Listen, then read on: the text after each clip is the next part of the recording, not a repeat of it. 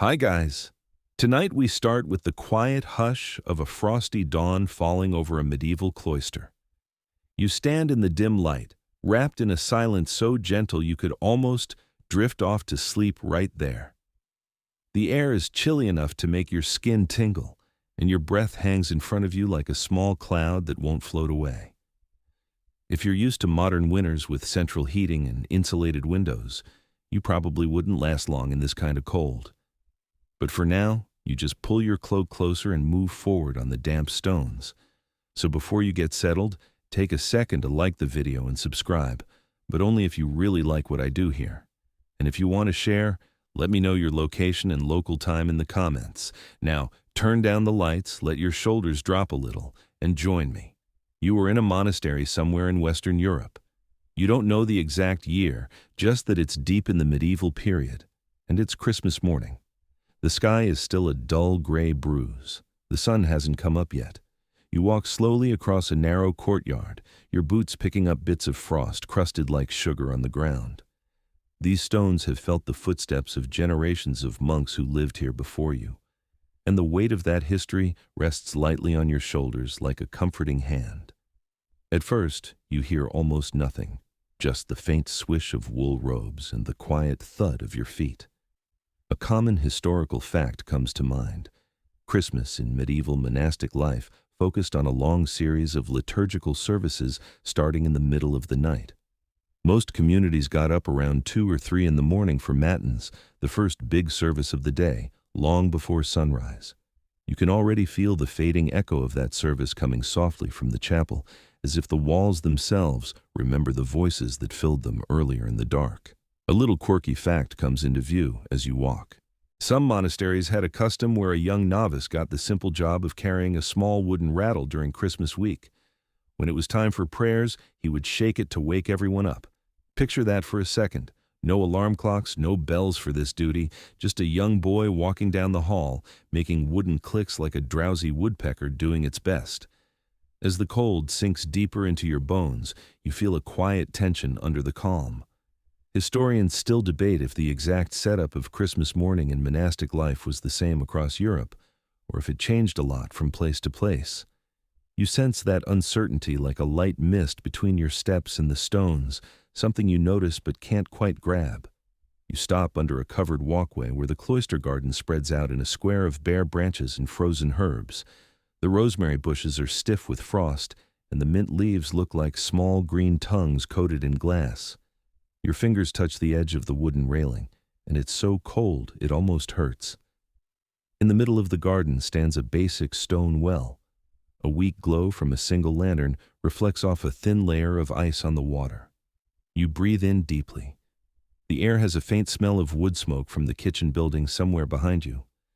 Breakfast will come later, but for now, the scent floats like a promise that warmth isn't far off. You also catch a light aroma of beeswax sticking to your robe from the candles you handled earlier in the night. You keep going, letting the peaceful silence soak into your breathing. You cross under an archway where worn icons gaze down at you. Their colors are faded by time, but still bright enough to stir something in your chest. You blink slowly. You are tired, and you feel that dreamy heaviness in your eyes that comes when you've been up since before dawn. Every sound seems muted, softened, rounded. A light wind slips through the cloister, touching your face with icy fingers. Your nose tingles. You adjust your cloak again. You don't rush. The day ahead will be long, full, and filled with moments that happen at their own slow pace. Your footsteps soon lead you toward a side door going back inside. The wood is old and dark, polished smooth where countless hands have pushed it open. Inside, the stone hallway is a bit warmer. The torches along the walls flicker with a soft crackle. You watch the shadows dance across the floor, stretching and shrinking like drowsy creatures trying to get comfortable again. The sound of distant chanting, just a whisper now, hangs in the air like a fading dream. You are heading toward the chapel, where the monks have come together for the next part of the morning service. You walk past a small nook, where a carved wooden bench sits under a little window. The glass isn't clear like modern ones. It's thick and warped, a mix of uneven shapes that twist the world outside into soft, melted colors. For a moment, the rising dawn beyond the glass looks like a watercolor someone left unfinished. Your hand slides across the bench as you pass. The wood is smooth and slightly warm from someone who sat there recently. You wonder what they prayed about, what they hoped for, what quiet burdens they carried in this place. You picture your own thoughts rising slowly like warm breath into the cold chapel air ahead. Your walk goes on without rush. This cloister is ancient, but it feels alive around you. It holds stories in its stones, each one whispering softly in the back of your mind. You find comfort in that. The world outside these walls may be rough, but here on Christmas morning, everything is slowed, softened, and wrapped in stillness. You reach the last hallway before the chapel door. You can feel the change in the air. It grows more fragrant, touched with hints of incense that linger like an invisible veil. The chanting has faded completely by now. What remains is anticipation, a quiet vibration under your footsteps. You pause for a heartbeat. The moment feels suspended, like the air itself is waiting for you to take the next step. This is the threshold between darkness and light, between the long night prayers and the glowing services that will carry you through Christmas Day. You exhale slowly and feel your breath warm your lips. You reach out. Your fingers touch the cold iron ring of the chapel door handle. You draw in a breath, steady and calm, and then you push the door open. The light waiting inside spills gently across your face. You step through the heavy chapel door and right away feel the change from the quiet hallway to a space filled with candlelight. The room glows in soft gold, a warm contrast to the icy dawn still waiting outside. You blink slowly as your eyes get used to it, taking in the scene with that dreamy, slightly hazy awareness that comes from being up much earlier than your body wants. The candles flicker along the stone walls, casting tall shadows upward as if reaching for the high vaults above. Their flames move gently, as though breathing along with the gathered community. You move forward and realize you are joining a slow procession that's already starting. The monks are walking in pairs, each holding a small candle protected by their hands. You fall into line beside them, your own candle warm against your palm. The soft glow spills across your robe, making it look almost golden, even though you know it's plain wool. You can feel a slight draft near the floor as the procession begins to move, a soft reminder that the chapel is still waking with the dawn. A common historical fact comes to mind as you get into the rhythm of the line. Christmas Day in medieval monastic and parish life often included several processions, some going around the church inside and others circling the courtyard or even the village. These movements stood for both unity and the journey toward divine light. You feel connected to that tradition now, your footsteps echoing softly as you follow the group toward the front of the chapel. As the procession moves forward inch by inch, you notice a tiny, unexpected detail that brings a smile to your face. A quirky fact recorded in a few medieval communities mentioned that sometimes a forgetful novice or tired sacristan would forget to trim a candlewick right. When that happened, the flame would sputter wildly or send out a small trail of smoke that curled like a confused snake. Right now, you see one such candle ahead of you acting just like that. The monk holding it closes one eye and tilts it carefully, hoping it will settle down. It doesn't. It lets out a dramatic little puff that makes the monk next to him cough softly. You look away quickly to avoid smiling too obviously. You keep walking with the slow rhythm of the group, and your mind drifts to a question scholars often discuss. Historians still debate if the exact order of the Christmas procession was set in every monastic rule, or if the path varied based on local custom. You feel that uncertainty hanging like a faint question mark above the heads moving steadily in front of you. Maybe the order was important. Maybe it changed from year to year depending on who set it up. You can't know for sure, but the wondering itself feels like part of the experience. The procession curves gently toward the altar. The stone under your feet is cold but smoothed by centuries of footsteps. You feel each step calm your breath into something slow and steady. The air is fragrant with beeswax and a hint of incense, though the heavier smoke will come later. For now, the chapel has only a light sweetness. You listen to the sounds around you. the soft shuffle of robes, the almost unheard flick of a candle nudged by a draft, the distant scrape of a stool as someone shifts position. Everything is quiet, yet full of life. You glance toward the side aisles where small side chapels glow with their own pools of light. An icon of the Virgin catches your eye. The gold leaf in the halo reflects the candlelight in a way that feels almost liquid, as if it's pulsing gently with the heartbeat of the room. You pass by without stopping, but the image stays in your thoughts. The procession turns again, this time forming a slow spiral that draws everyone inward. You wonder how many Christmas mornings happened in this very path, how many generations of monks and villagers walked the same slow curve. The thought gives you a sense of companionship with people long gone. You feel as if you are borrowing their footsteps for a little while. Your candle warms your hand, and a tiny bead of melted wax rolls down the side. You tilt it slightly to keep the flame steady. You notice how your breath makes the fire tremble when you exhale. The closeness of the monks around you creates a cocoon of warmth, though the chapel itself remains cool enough to send a small shiver up your arms. The sensation wakes you just enough to keep you present. The choir stalls come into view as the procession moves past them, and you glimpse where the monks had gathered earlier in the night for matins.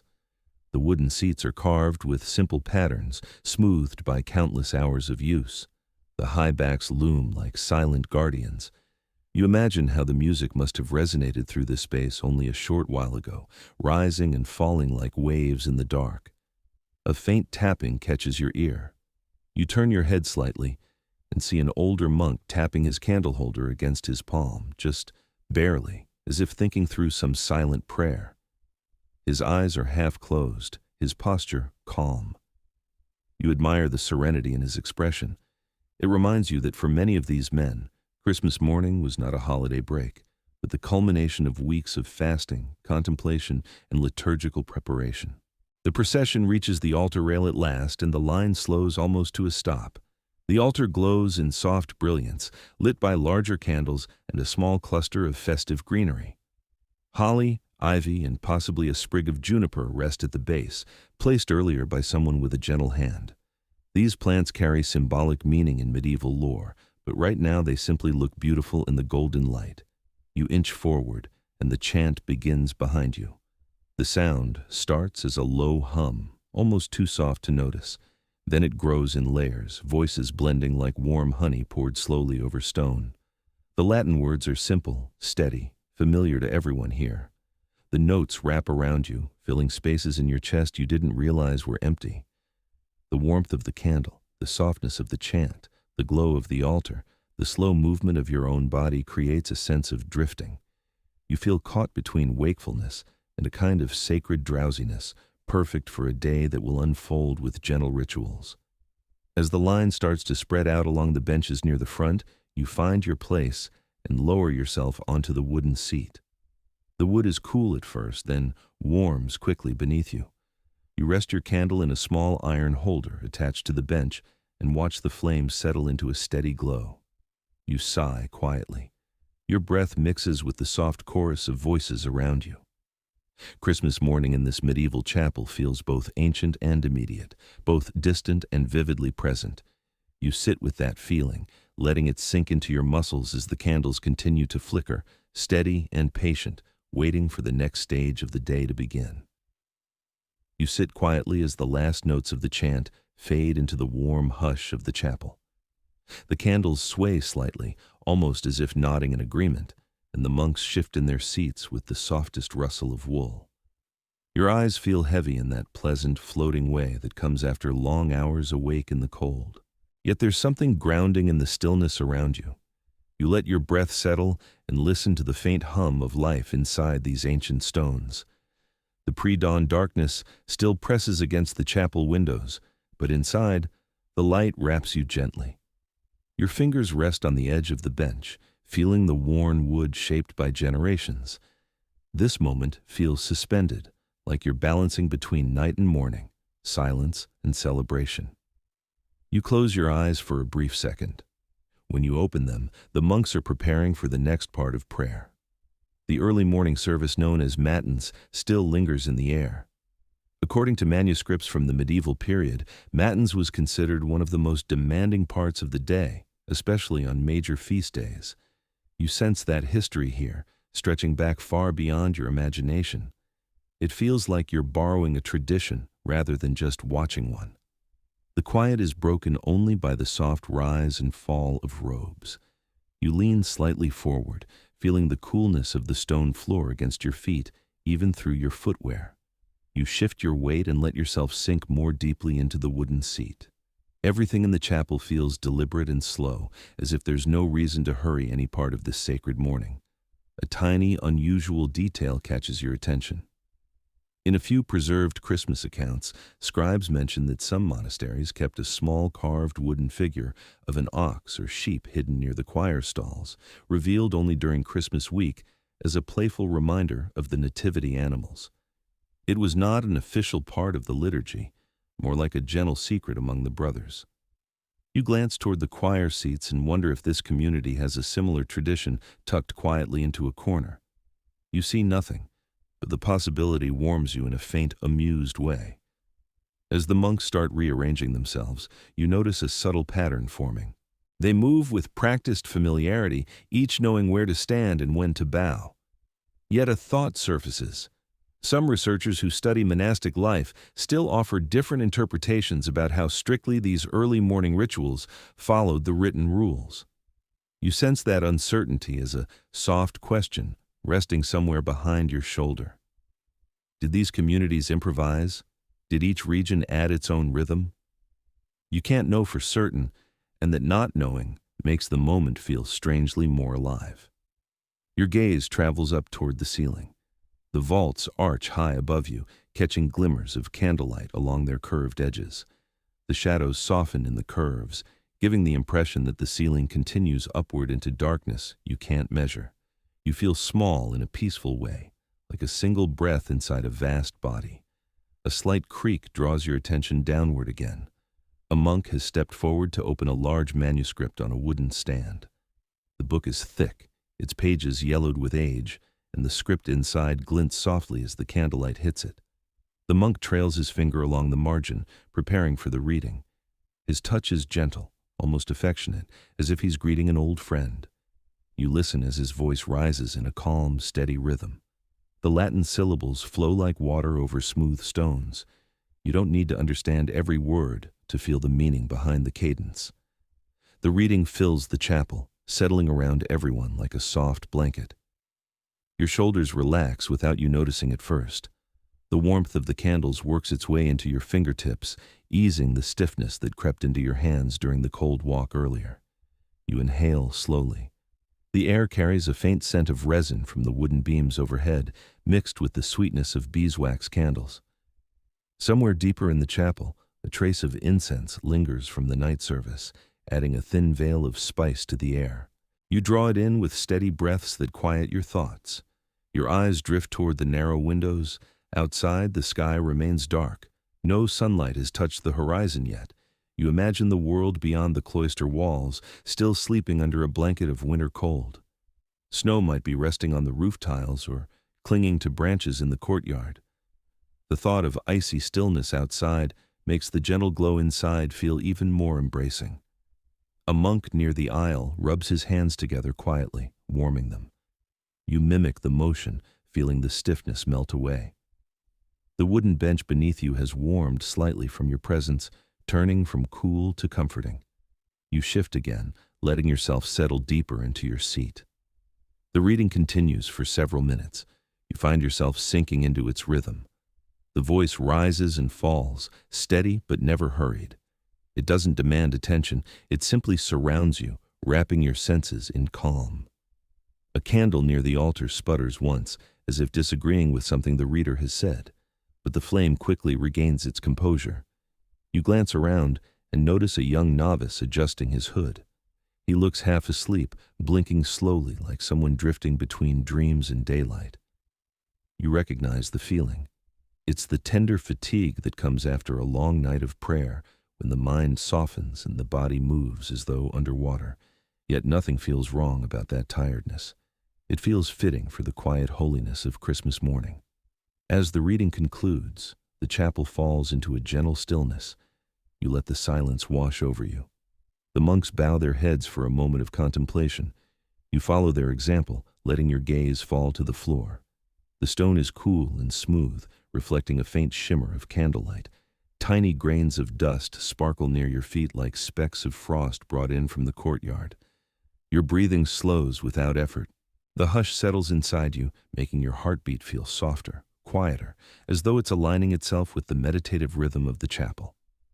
The monks shift again, preparing for the next movement in the service. You stand with them, the wood creaking faintly beneath your feet. You feel grounded now, rooted in the space like a tree planted firmly in winter soil. The candles continue to glow. The darkness outside remains thick, but within these walls, you sense that the day is beginning in its own ancient way. The atmosphere deepens, readying itself for the first hymns of Christmas morning. You take a slow breath and let yourself follow the monks as they turn toward the choir stalls, their steps soft, steady, and full of quiet purpose. You move with the monks toward the choir stalls, letting the soft rustle of robes guide your steps. The wooden seats rise in two long rows facing each other, their tall backs carved with simple patterns that catch the shifting candlelight. When you settle into your place, the wood beneath you feels cool for only a moment before warming to your body. The quiet that follows has a gentle depth to it, like a lake untouched by wind. You glance upward. The ceiling seems to hold its breath, waiting. A monk at the far end signals with a subtle lift of his hand, and then it begins. The first hymn of Christmas morning slips into the chapel with a tenderness that feels almost fragile. The voices start as a thin ribbon of sound, then weave together, forming a warm net of melody that settles around you. According to accounts preserved in monastic records, singing was considered one of the most essential ways to mark Christmas morning. The music was not meant to dazzle, but to center the community, to steady the spirit after hours of night prayer. You can feel that intention now, vibrating softly through your bones. The notes are not loud. They rise like breath made visible. You straighten your posture slightly as the chant grows. The melody moves with deliberate pacing, each phrase stretching just long enough to encourage slow breathing. You let your lungs follow the rhythm. Inhale with the rise, exhale with the fall. It feels like the chapel itself is teaching you how to breathe more gently.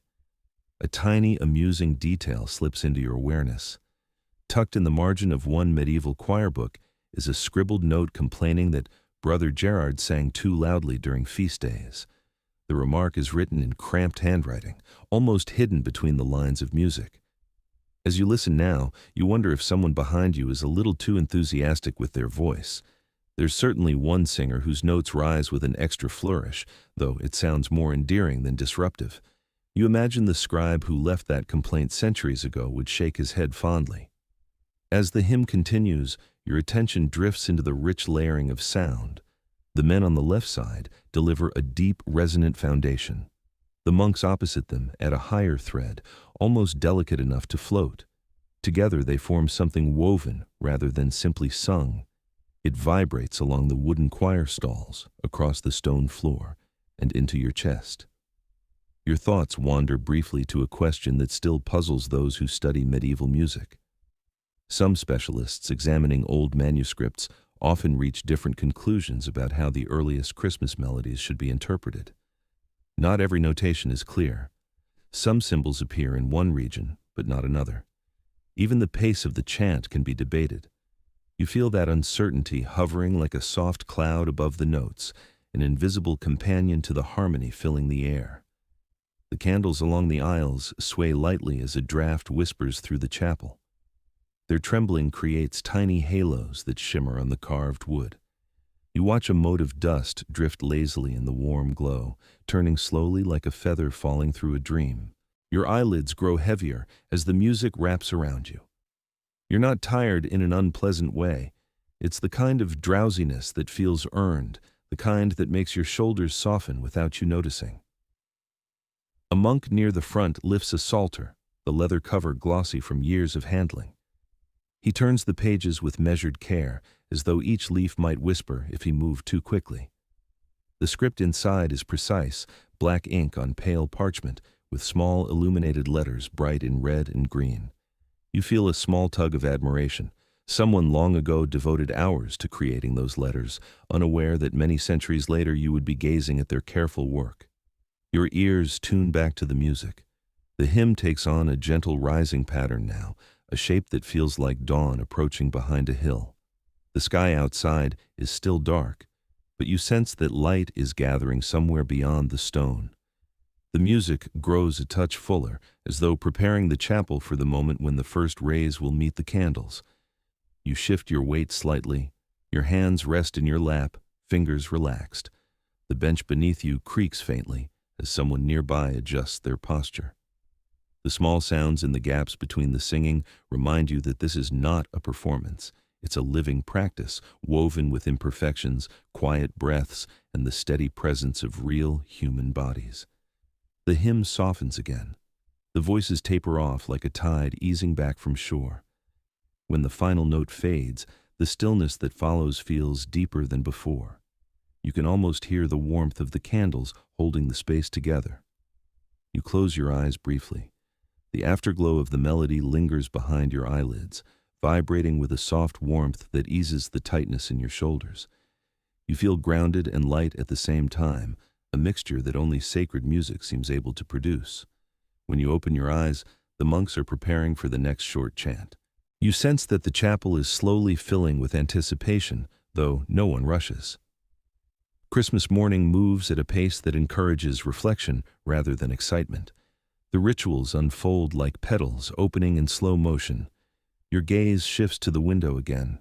The sky remains dark, but a hint of gray suggests that dawn is inching closer. You imagine the frosty courtyard outside beginning to gather the first whisper of light. You picture your own breath in that cold air, drifting upward in a thin trail that disappears long before reaching the roof beams. Returning your focus to the choir, you feel the warmth of community surrounding you, even without direct contact. Everyone here has risen in the dark, shared the same cold, the same long night of prayer, and now the same gentle music. You sense that togetherness settling on your skin like a soft shawl. The monks rise once more. You stand with them, your legs slightly stiff before relaxing again. The next part of the service is about to begin, guiding you deeper into the unfolding of Christmas morning. The quiet glow of the candles seems to brighten a fraction, and the atmosphere deepens, carrying you onward with its calm certainty. You let out a slow breath, ready to follow the day's rhythm wherever it leads. You remain standing as the monks shift gently into a new formation, their robes brushing softly against the wooden stalls. The air has grown warmer from the combined breath of everyone gathered, yet a thin thread of winter chill still clings near the floor. You feel it through your boots like a reminder of the world waiting outside. Then, a small motion at the altar catches your eye. A thurible is lifted by careful hands, its chains swinging with quiet precision, and the first hint of incense curls upward in a delicate ribbon. The scent reaches you slowly, like a secret whispered across the chapel. It's sweet without being sharp, warm without being heavy. The fragrance settles in the air with a faint shimmer, visible in the candle glow. You draw a soft breath, letting the aroma weave its way through your senses. It makes the cold corners of your mind feel warmer, like a door opening into a gentler room. In writings from the medieval period, incense was often described as a symbol of prayers rising toward heaven. Monks valued its ability to soften the mood of a space and shift the mind into contemplation. You sense that intention now. The fragrance steadies your breathing and anchors your attention. You follow the movement of the thurible as the monk swings it in slow arcs, leaving trails of pale smoke that twist like strands of silk. As you watch, a curious detail from older monastic notes floats into your thoughts. Some communities apparently experimented with different mixtures of herbs and resins during feast days, hoping to produce a richer or more uplifting scent. One manuscript even mentions a mixture that smelled surprisingly like pine and honey, though no recipe survives. You imagine the chapel filled with that strange blend and almost smile at the thought of monks discussing fragrance like medieval perfumers. The smoke drifts steadily upward, forming faint layers under the higher arches. You tilt your head slightly to observe how the air shifts it. The candles nearest the altar flicker more intensely, their flames reacting to each pass of the thurible. The light dances across the carved wood, creating tiny moving patterns like ripples on a pond. As you take in the scene, a thought slips in. Scholars who study medieval liturgy still offer differing interpretations about how incense was used during Christmas services. Some believe the placement of the procession and timing of the swings followed precise rules, while others suspect that practices varied widely depending on local custom. You sense that uncertainty swirling gently in the smoke, never demanding an answer, simply existing as part of the mystery. A monk near you inhales deeply, then releases a soft sigh that blends into the hush of the chapel. You follow his example, letting the warmth of the incense loosen the stiffness in your shoulders. Your arms feel lighter. The wooden bench at your side looks inviting, but you remain standing with the others, moving only as needed. The thurible swings again, and as the smoke thickens slightly, the aroma grows fuller. You feel it settle on your skin, almost like a fine powder. The chapel transforms subtly. Shadows appear softer. The candle glow feels rounder, less sharp. Even the cold air near the floor seems to warm as the fragrance spreads. You blink slowly. Your vision swims just a little, not from fatigue, but from the hazy layer of incense drifting through the air. It gives everything a dreamlike quality, as if the chapel is both real and gently unreal at the same time. You let yourself lean into that sensation. There's no need to correct it. Christmas morning is meant to feel liminal, a bridge between night and day, heaven and earth. A faint clinking sound draws your eyes forward. The monk holding the thurible adjusts his grip and shifts the chain slightly. The metal rings click together with a soft rhythm that blends with the crackle of candle wicks. The simple noises settle into your ears with surprising comfort. You let your gaze drift toward the stone floor. The incense smoke descends in wisps, curling around your feet before rising again. It moves like living breath, a slow tide that follows its own whim. You realize that even the cold parts of the chapel now carry a thin warmth. The fragrance lifts the entire atmosphere, softening the hard edges of the stone. You rub your thumb along the seam of your sleeve. The wool feels slightly rough, familiar. Some of the incense has already clung to the fibers. When you lift your hand closer to your face, you catch a faint version of the scent on your skin. It anchors you in the moment, even as the haze invites you to drift. The chanting resumes gently, weaving itself through the fragrant air. The sound seems fuller now, as if the incense gives it shape. The monks' voices rise and fall with serene precision, each note settling like snow on warm ground. You listen with half-lidded eyes, letting the melody pull you into its slow current. A candle near the aisle flares briefly, throwing a brighter glow across the floor. You watch the reflection ripple on the stone surface, distorted slightly by the movement of the smoke. The floor seems to breathe, shifting subtly with each flicker of light. You inhale once more. The fragrance no longer feels new. It feels settled, woven into the chapel as naturally as the wooden stalls or the vaulted ceiling. It becomes part of the rhythm of your breath, steadying and calming. A monk 2 rows ahead wipes a tear from his cheek. You sense that the emotion is not sorrow, but devotion, stirred by the combination of scent, sound, and candlelight. You feel a quiet echo of that emotion in your chest, a warmth that expands without urgency. The hymn ends. The thurible is lowered. The smoke continues to drift, now slower, thicker in certain corners. It will linger long after the chain falls still. You remain standing with the others, letting the final strands of fragrance settle around you like a soft veil. Your breath releases in a long, slow exhale. The incense has wrapped itself into the heart of the morning, guiding everything gently toward the next movement of the day. The chapel seems to glow with a richer warmth, ready for the unfolding of what comes next. You follow the monks as they shift position once again, their movements carrying you deeper into the sacred calm of Christmas morning.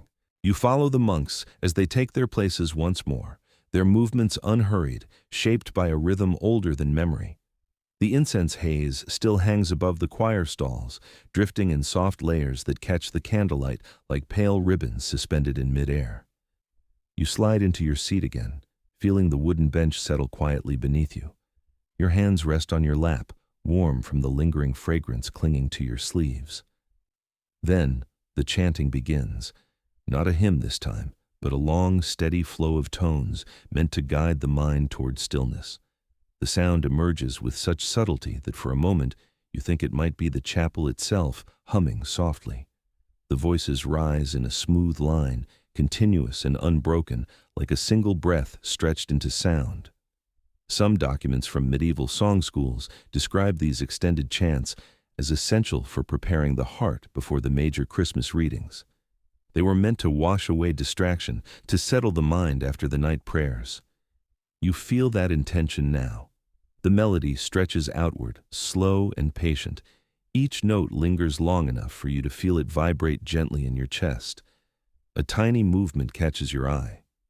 A younger monk 2 seats away tries to suppress a yawn, his face twisting into a soft grimace before he manages to hide it behind his sleeve. It reminds you of a charming aside found in the margin of one old choir manuscript.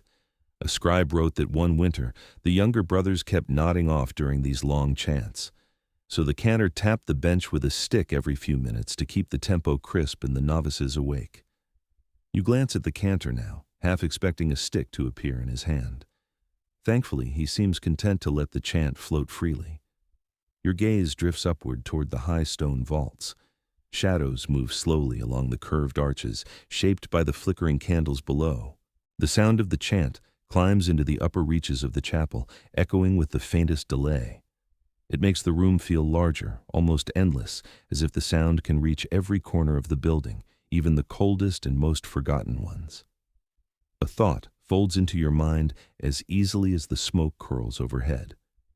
Some music historians studying these early chants interpret the notation in different ways, offering varied conclusions about the intended pace or vocal ornamentation. The surviving manuscripts sometimes lack clear rhythmic marks, leaving much to interpretation. That lingering uncertainty seems to hover with the music itself, as though mystery is part of its design. Your eyelids grow heavier with every long note. You're not alone in that feeling. A monk near the front shifts his weight and blinks slowly, struggling to stay alert. Yet no one seems bothered by the drowsiness. The chant is meant to carry you gently along, not to sharpen your focus. You let your shoulders soften and allow the sound to pull you into its slow, rocking flow. The pace of the melody deepens, stretching out like a path you walk with careful steps. You sense the breath of the singers moving in unison. Each phrase emerges on a shared inhale, then drifts outward as the sound extends. You begin to breathe with them without meaning to. Inhale as the phrase begins. Exhale as it fades. Your lungs follow, steady and calm. Your attention shifts briefly to the candles near the altar. Their flames sway with the movement of air stirred by the chant itself.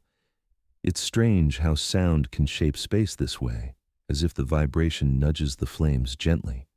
The light trembles over the carved wood of the altar, creating tiny waves that ripple across the surface.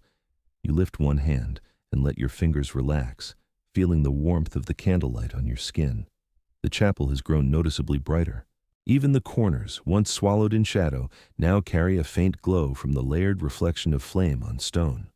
The incense haze amplifies that glow, scattering it in soft halos. The chant shifts again, this time dipping lower in tone. The deeper notes resonate in the wooden stalls, creating a subtle vibration beneath your feet. It feels like the stones themselves are humming. You let the sensation settle into your bones. The cold you carried from the courtyard has almost completely faded.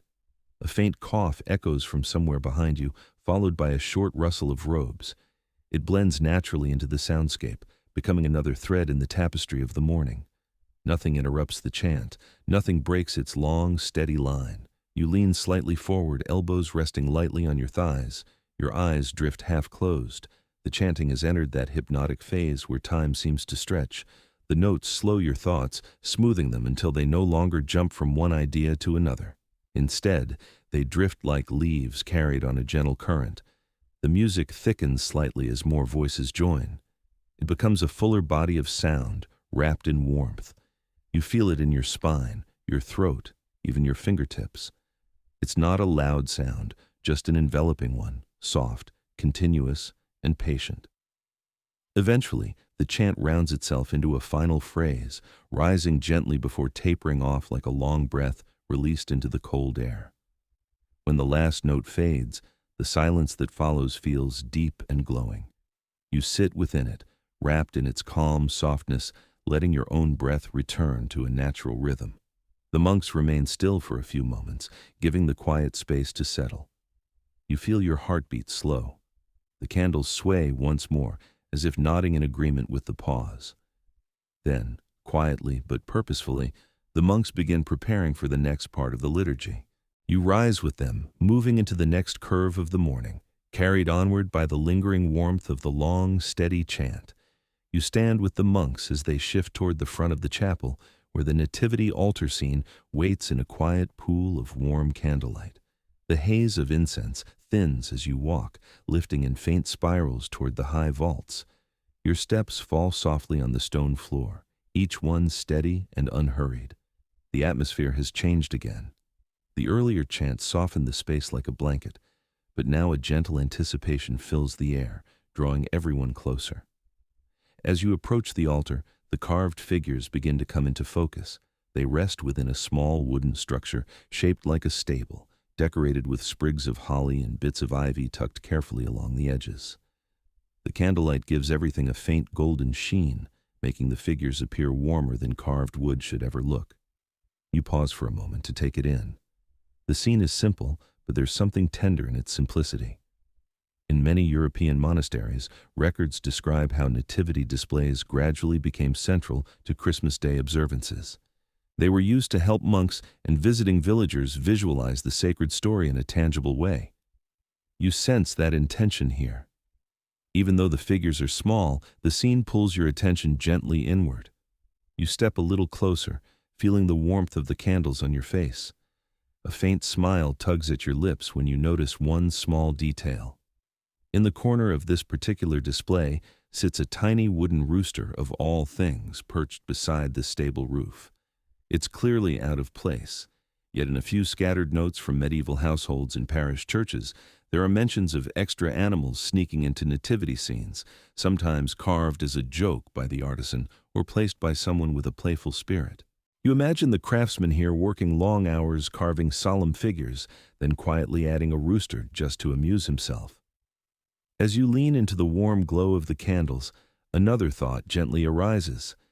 Scholars studying medieval devotional art still offer different interpretations of how accurately these displays reflected the beliefs of each community. Some think the arrangement followed strict symbolism, while others argue that local preferences shaped the details.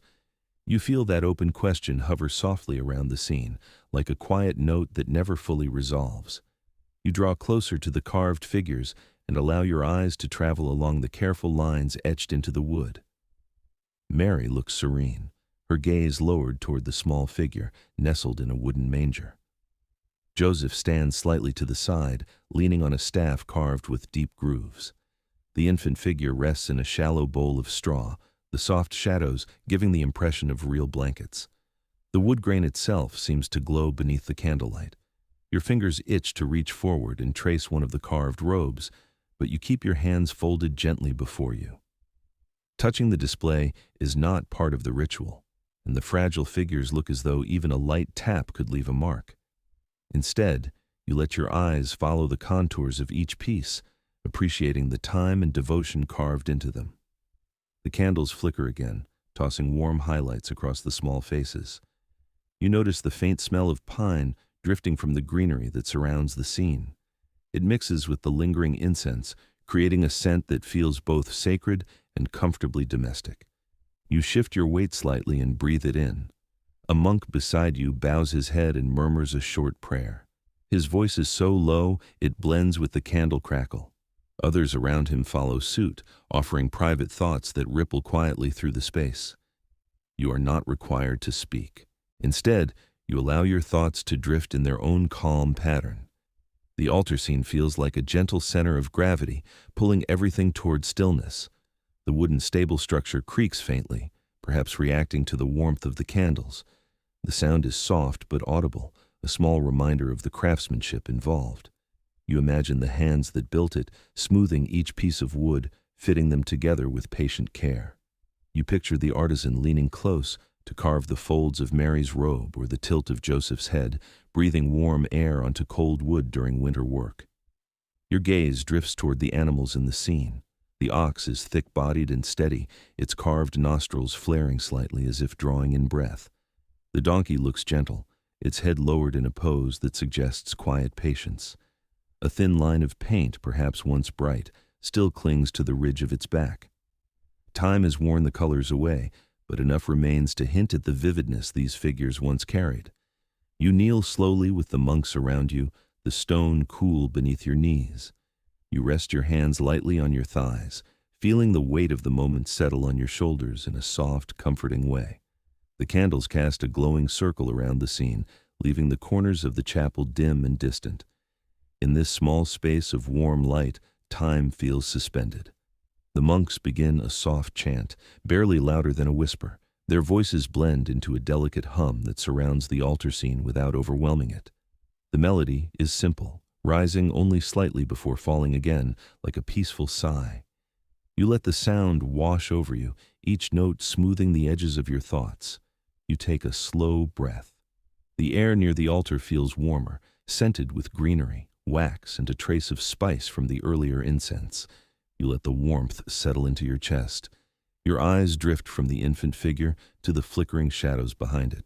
The figures seem to move in the shifting light, not in a lively way, but in a subtle breathing way that makes the scene feel alive.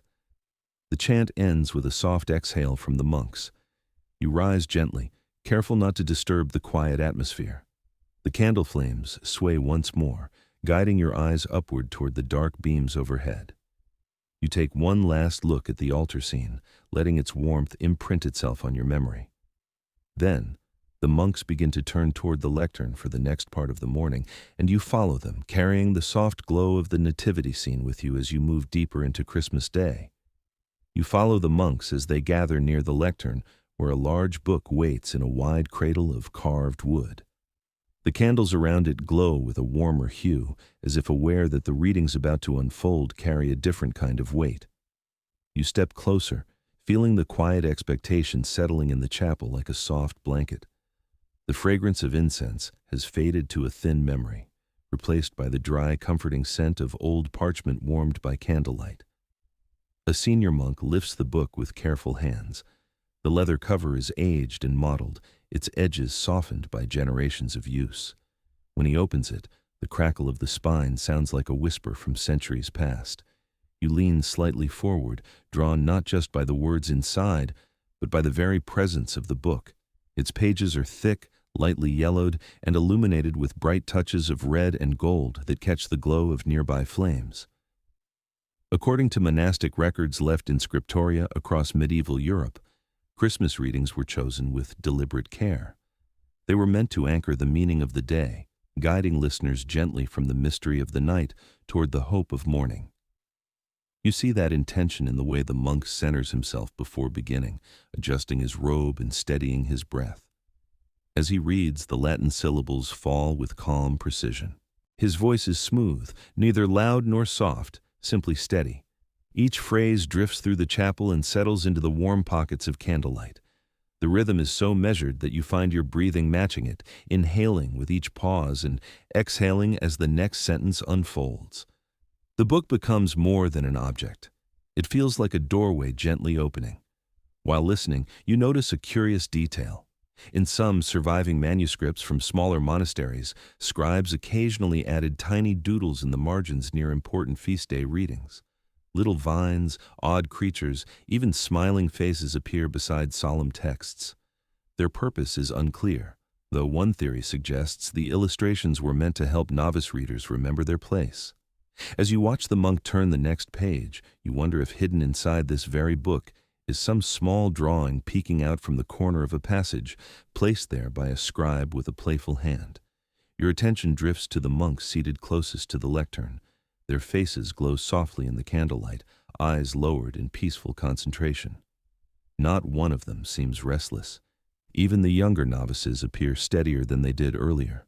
The steady voice of the reader carries everyone into a shared quiet, a calm that feels deeper than the simple silence between words. For a moment, your thoughts wander to the world beyond this chapel. The sky outside must be turning pale now, though dawn has not yet reached the windows. The winter cold surely waits in the courtyard, pressed against the doors like a persistent visitor. But here inside, the warmth from the candles and the soft cadence of the reading create a protective shell. You feel as though the walls themselves are holding back the night. The monk turns another page, the sound barely audible. The next passage carries a gentle lilt, as though written to be sung rather than spoken. The Latin lines flow in elegant curves, shaped by careful interpretation. Different scholars who study liturgical texts still come to varied conclusions about how these old readings were originally delivered. Some argue the tone was meant to be almost musical, while others believe the voice should remain steady and plain. As you listen, you realize that this community has found its own middle ground, offering a reading that feels both melodic and grounded. You find your eyes drifting to the illuminated letters on the page. The reds and golds shimmer faintly when the monk shifts his stance. Each letter is a tiny artwork, framed in delicate lines that look like vines, leaves, or stars. You imagine the scribe hunched over the parchment, mixing pigments, sharpening quills, and breathing warm air into chilled fingers while working late into winter nights. That devotion feels woven into every line. The reading continues, steady as snowfall. You feel the words settle into you even without full understanding. Their sound is enough. The phrases glide through the incense-tinged air, like slow-moving lanterns drifting across water. You let them pass through you, warming you from within. The monk pauses briefly, adjusting his grip on the lectern. A small cough echoes from someone in the choir stalls, followed by a whispered apology that fades almost instantly. You smile faintly. Even these tiny interruptions feel gentle, softened by the peaceful atmosphere. A young novice steps forward to light an extra candle near the book. The flame flares for a second before settling into a steady glow. It throws new warmth across the open pages, illuminating the delicate brushstrokes of a painted initial. You catch a glimpse of deep green and a dot of bright blue. The colors look surprisingly vivid despite the age of the manuscript. You shift your feet slightly and feel the stiffness in your legs loosen. The stone floor beneath you remains cold, but the warmth of the candles offsets it. The chapel now feels like a cocoon, its air thickened with quiet devotion and soft light. The monk finishes the final passage with a gentle cadence, letting the last phrase hang softly before closing the book. He bows his head for a moment, and the monks around him follow his gesture. You bow as well, letting the silence settle into your breath. The book is closed with care, its pages returning to rest. The candles sway once again, as though exhaling with the congregation. You straighten slowly, feeling the peaceful weight of the reading linger on your shoulders like a warm shawl. The monks begin preparing for the next movement of the morning. You follow them, the glow of the sacred text still warming the back of your mind as the Christmas day continues to unfold around you. You shift away from the lectern with the others, stepping quietly toward the side door that leads into the small monastic refectory. The wooden door opens with a soft groan, releasing a faint wave of warmth that feels almost luxurious compared to the chill lingering in the chapel. You follow the monks inside, letting the door fall closed behind you. The moment it clicks shut, the sounds and scents of a simpler world settle around you. The refectory is modest. Long wooden tables lined neatly with benches worn smooth by countless years of use. A few lanterns hang from thick beams overhead, their light scattered across the walls in irregular patches. The air smells of warm grain, fresh bread, and a hint of smoke from a nearby hearth. After so much time in the cool chapel, this mild heat feels like a gentle embrace. According to many monastic customs recorded in old rule books, Christmas morning allowed for a slightly more generous breakfast than usual. Nothing extravagant, but enough to feel like a welcome break from Advent's long restraint. You can sense that spirit here as the monks settle into their places. The usual hush still lingers, but it feels softer, touched with quiet anticipation. As you sit, you notice a small bowl placed before you. Inside are a few slices of coarse bread, Still warm, their crusts rough against your fingertips. A small dab of soft cheese rests on a wooden plate beside it. The meal is simple, but the warmth rising from the bread is comforting in a way that surprises you. After the long night and the early morning chill, even a modest breakfast feels like a gift. While the monks begin their silent meal, a small memory rises from something you once read.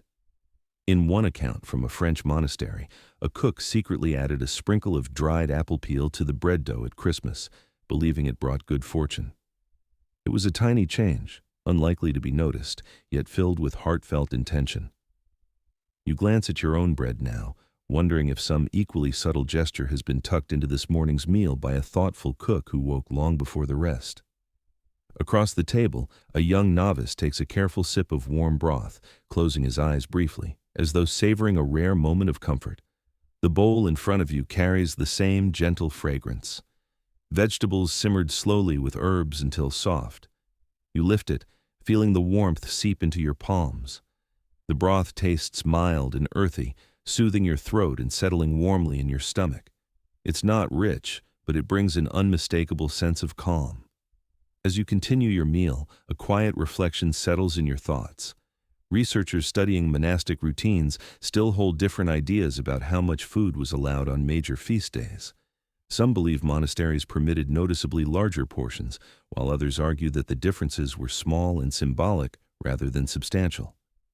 Watching the monks eat now, you sense that this community leans toward moderation, letting warmth and intention carry the celebration rather than quantity. Your gaze drifts around the room. The refectory's walls are simple, punctuated only by a few wooden pegs holding cloaks and a small cross that hangs above the far table. Light from the lanterns brushes the edges of the room in a soft glow. The beams overhead cast faint shadows that sway gently with the movement of the flames. Everything in the space feels carefully tended, worn by devotion rather than neglect. The monks eat slowly, taking quiet breaths between each bite. No one rushes.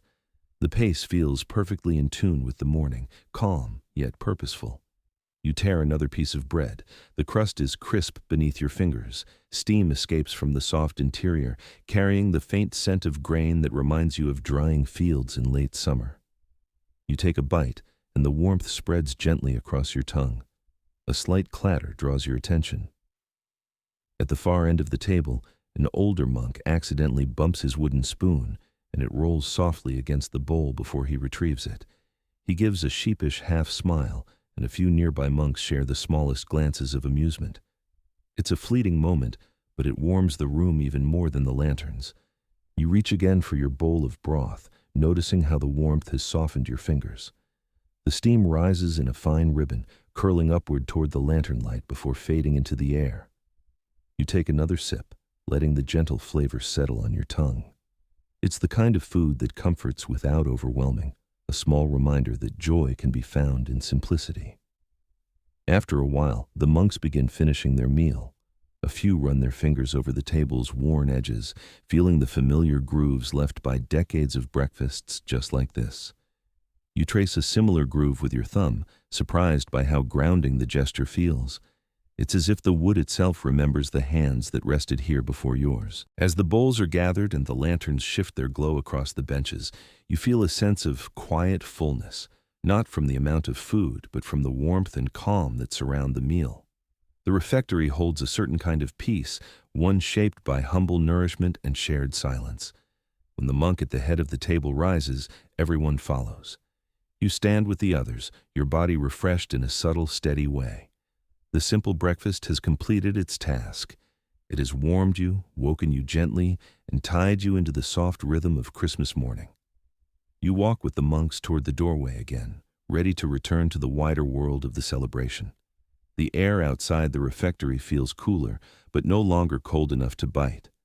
You inhale once deeply, feeling the last traces of warm broth still lingering in your chest. The next stage of the day beckons quietly, waiting beyond the chapel walls. You step out of the refectory and feel the cooler air of the hallway wrap itself gently around you. It's no longer the sharp cold of pre-dawn, but a milder breath of winter, softened by the lingering warmth of breakfast. The monks file ahead, their footsteps quiet on the stone. You follow them toward a small side door that leads out of the monastery and into the village beyond. The hinges creak softly as the door opens, inviting a sliver of pale morning light inside. When you step through, the contrast surprises you. The world outside feels wider, livelier, touched with the promise of a day just beginning. Frost glitters on the ground, like crushed glass scattered across the earth. Thin lines of smoke rise from distant chimneys, curling into the brightening sky. You pull your cloak closer around your shoulders as a gentle breeze brushes your cheek. The cold here is honest, but not unfriendly.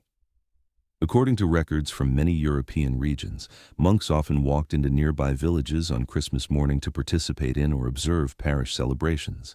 The monastic and lay worlds met more closely on feast days. You feel that merging now as you step farther from the cloister walls. The village sits only a short walk away, its rooftops clustered like huddled sheep beneath the winter sun. As you approach the first cottages, something catches your attention. A small carved wreath hangs on a door, its wooden leaves painted in fading greens. It's simple but charming. In a few parish chronicles, there are mentions of villagers crafting festive decorations from scraps of wood or leftover cloth when greenery was scarce. You imagine the hands that shaped this little wreath, perhaps working by the dim glow of a hearth late at night. The path curves gently between low stone fences dusted with frost. You walk slowly, savoring the crisp air. Somewhere nearby, a rooster crows with stubborn enthusiasm, as if determined to prove that it's still the herald of morning, even on a sacred day. A faint trail of footprints marks the snow along the road, evidence of early risers heading toward the parish church hours before you arrived. A question floats into your thoughts as you near the heart of the village. Those who study medieval parish customs still hold different opinions on how closely communities followed formal liturgical guidelines. Some argue that villages blended official practices with local traditions, while others suggest that even in the smallest parishes, the rituals were carefully structured. You feel that gentle uncertainty as you walk, noticing the varied decorations on each home and the different ways people prepare themselves for celebration. As you continue, the sounds of the village grow clearer. Soft voices drift from open doorways. Someone laughs. A child hums a tune while trying to tie a small string of berries around a fence post. You offer a small smile as you pass, and the child pauses to stare in awe at your cloak before returning to the important work of decorating. Ahead, a woman in a wool shawl sweeps the thin frost from her doorstep. She pauses, looks up, and offers you a polite nod. Her cheeks are flushed from the cold. On the other side of the path, an elderly man places a handful of hay outside his door, perhaps for passing animals, or simply as a gesture of generosity on a holy morning. These small acts form a quiet tapestry of preparation. You walk farther into the village square, where the activity gathers more noticeably. The air is filled with the soft clatter of wooden pails, the murmur of voices, and the faint whiff of smoke drifting from fresh fires. People move with gentle purpose, bundling children into cloaks, adjusting scarves, and greeting neighbors with sleepy smiles. The parish church stands at the far end of the square. Its stone walls carry the marks of long years, but its windows reflect the morning light with warm clarity. A thin column of incense smoke escapes from a small opening near the roof, evidence that the sacristan has already been preparing the interior. You pause for a moment to take it in. The church feels less solemn than the monastery chapel, but more alive, shaped by the footsteps and voices of villagers whose lives revolve around it. A group of children runs past you, their shoes crunching on the frost. One of them carries a small wooden star tied to a stick, waving it like a banner.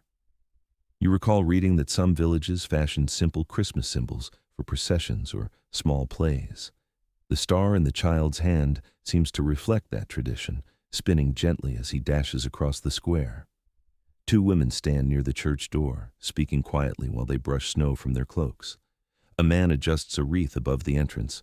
A small dog trots along the path, sniffing the snow with determined energy. Everything feels touched with a gentle excitement, not loud or chaotic, but warm and expectant. You step closer to the church doorway. The wooden door is slightly ajar, and the faint glow of interior candles beckons you. You rest your hand on the rough surface of the door, feeling the grooves worn by countless pushes and pulls. The cold of the wood surprises you, sinking into your palm before you ease it open. The interior air greets you with a mix of warmth and familiar scents: beeswax, old timber, and the faint sweetness of early incense. The parish church feels smaller than the monastery chapel, yet its compactness creates a welcoming closeness. The pews are simple, some slightly uneven, and the walls are decorated with faded paintings that show scenes from familiar stories. Villagers begin to fill the space, their movements gentle and unhurried. You follow them, letting the warmth of the small church settle around your shoulders. This place has a different pulse from the monastery. Where the cloister offered stillness, the parish church offers warmth shaped by community.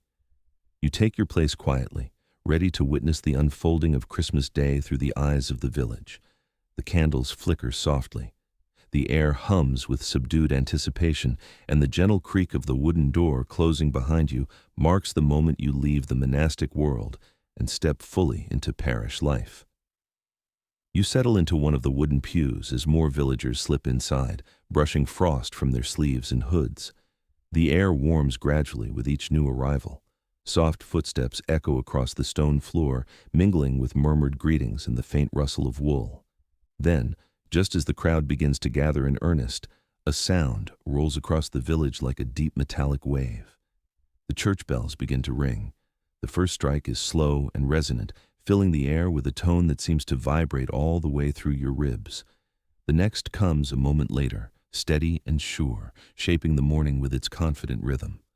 You feel the sound more than you hear it. It moves through the wooden pews, through the beams above, through the villagers around you who pause mid-step as if acknowledging a familiar friend. In many medieval parishes, bells were more than simple instruments. Parish records describe them as the heart of the community, calling people together for worship, celebrations, and moments of need. Christmas morning was one of the times when the bells were rung with full, deliberate joy. You sense that tradition now, echoing through this small church as the metallic notes rise into the brightening air outside. The doors open again, and more villagers arrive in small clusters, guided by the steady chiming. A child clings sleepily to her mother's cloak, rubbing her eyes while her older brother lifts her gently onto a pew. A pair of elderly neighbors walk arm in arm, leaning slightly toward each other for balance. Their breath forms small clouds as they laugh gently at something you can't hear. As you look around, a small detail catches your attention. Near the bell tower entrance hangs a short wooden mallet tucked behind a carved beam. In one old parish account, there's a curious mention of children being allowed to strike a small practice bell on Christmas morning as a treat. You imagine a group of eager youngsters taking short turns, each blow too gentle or too enthusiastic, filling the porch with laughter. You glance toward the tower now, wondering whether the mallet here has ever had a similar purpose. The bells continue ringing in their measured pattern. You notice the faint tremble of the window glass each time they strike. It reminds you of the long age of this building, protected yet vulnerable to every vibration. The sunlight through the windows brightens slowly with each passing moment, touching the pews with pale gold. Your gaze shifts to the doorway, where a group of villagers stands huddled together as they wait for the next clear break between bell strikes before stepping inside. Their timing makes you smile. Even without intention, people often fall into rhythm with the bells, letting their sound guide movement. The ringing begins to soften as the final cycle approaches. Some musicologists who study medieval soundscapes offer different ideas about how long bells were typically rung on major feast days. Some argue the duration followed strict numerical symbolism, while others think the decision varied based on the enthusiasm of the ringer. That gentle uncertainty seems to settle into the fading tones now, leaving you wondering how this village decides when enough ringing is enough. At last, the bells fall quiet. The final note lingers in the air like a thin silver thread before dissolving into the warm murmur of the congregation. Without the constant ringing, the church suddenly feels more enclosed, more intimate. People lower their voices as they settle into the pews, the wooden benches creaking softly under their shifting weight. A group of boys standing near the back tries to imitate the bell rhythm with soft taps on the pew, though they stop quickly when a woman gives them a mildly stern look. The boys exchange a grin that suggests they may try again later when no one is watching. You shift your posture, letting your back rest against the smooth wood of the pew. The warmth from the gathering crowd seeps into your shoulders. You close your eyes for a moment, replaying the last echoes of the bells in your mind. Their sound has shaped the mood of the church, pulling everyone into a shared awareness of the morning. When you open your eyes again, you notice the sacristan near the front adjusting the candles along the altar rail. He moves with calm precision, ensuring each flame stands straight and steady. The candles reflect softly in his eyes as he works. The altar cloth beneath them carries embroidered patterns of stars and vines, worn but still bright enough to catch your attention. Behind you, the heavy door closes again with a muted thud. A brief draft sweeps through the aisle, stirring a few strands of incense left from earlier preparations. The faint scent reaches you, mingling with the breath of winter still clinging to villagers' cloaks. A mother gently hushes her small child. The child nestles into her side, comforted by the familiar sound. An older man with a lined face leans slightly forward, clasping his hands over the top of his cane as he listens to the quiet murmurs around him. Two teenagers adjust their hoods, trying their best to appear solemn. You feel the threads of a community weaving themselves together in real time. Outside, you can still sense the last shimmer of bells reverberating across the village square. The air feels changed by them, as if the chimes brushed a soft glow across every rooftop. The parish church seems to breathe more deeply now, settled after calling its people home. Your attention shifts toward the front as the priest steps out from a small side door. His robes carry the faint wrinkle of careful storage, and his face holds the calm expression of someone who has performed this ritual many times. He glances across the congregation, his eyes warm and welcoming. The bells have done their work. The village has gathered. Christmas morning in the parish is ready to begin.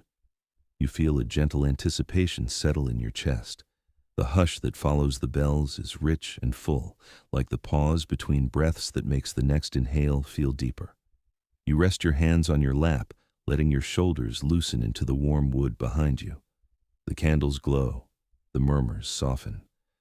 The morning light climbs the windows inch by inch. You inhale slowly, letting the peace of the moment settle like soft snow in your mind. The next part of the celebration is waiting quietly, ready to unfold.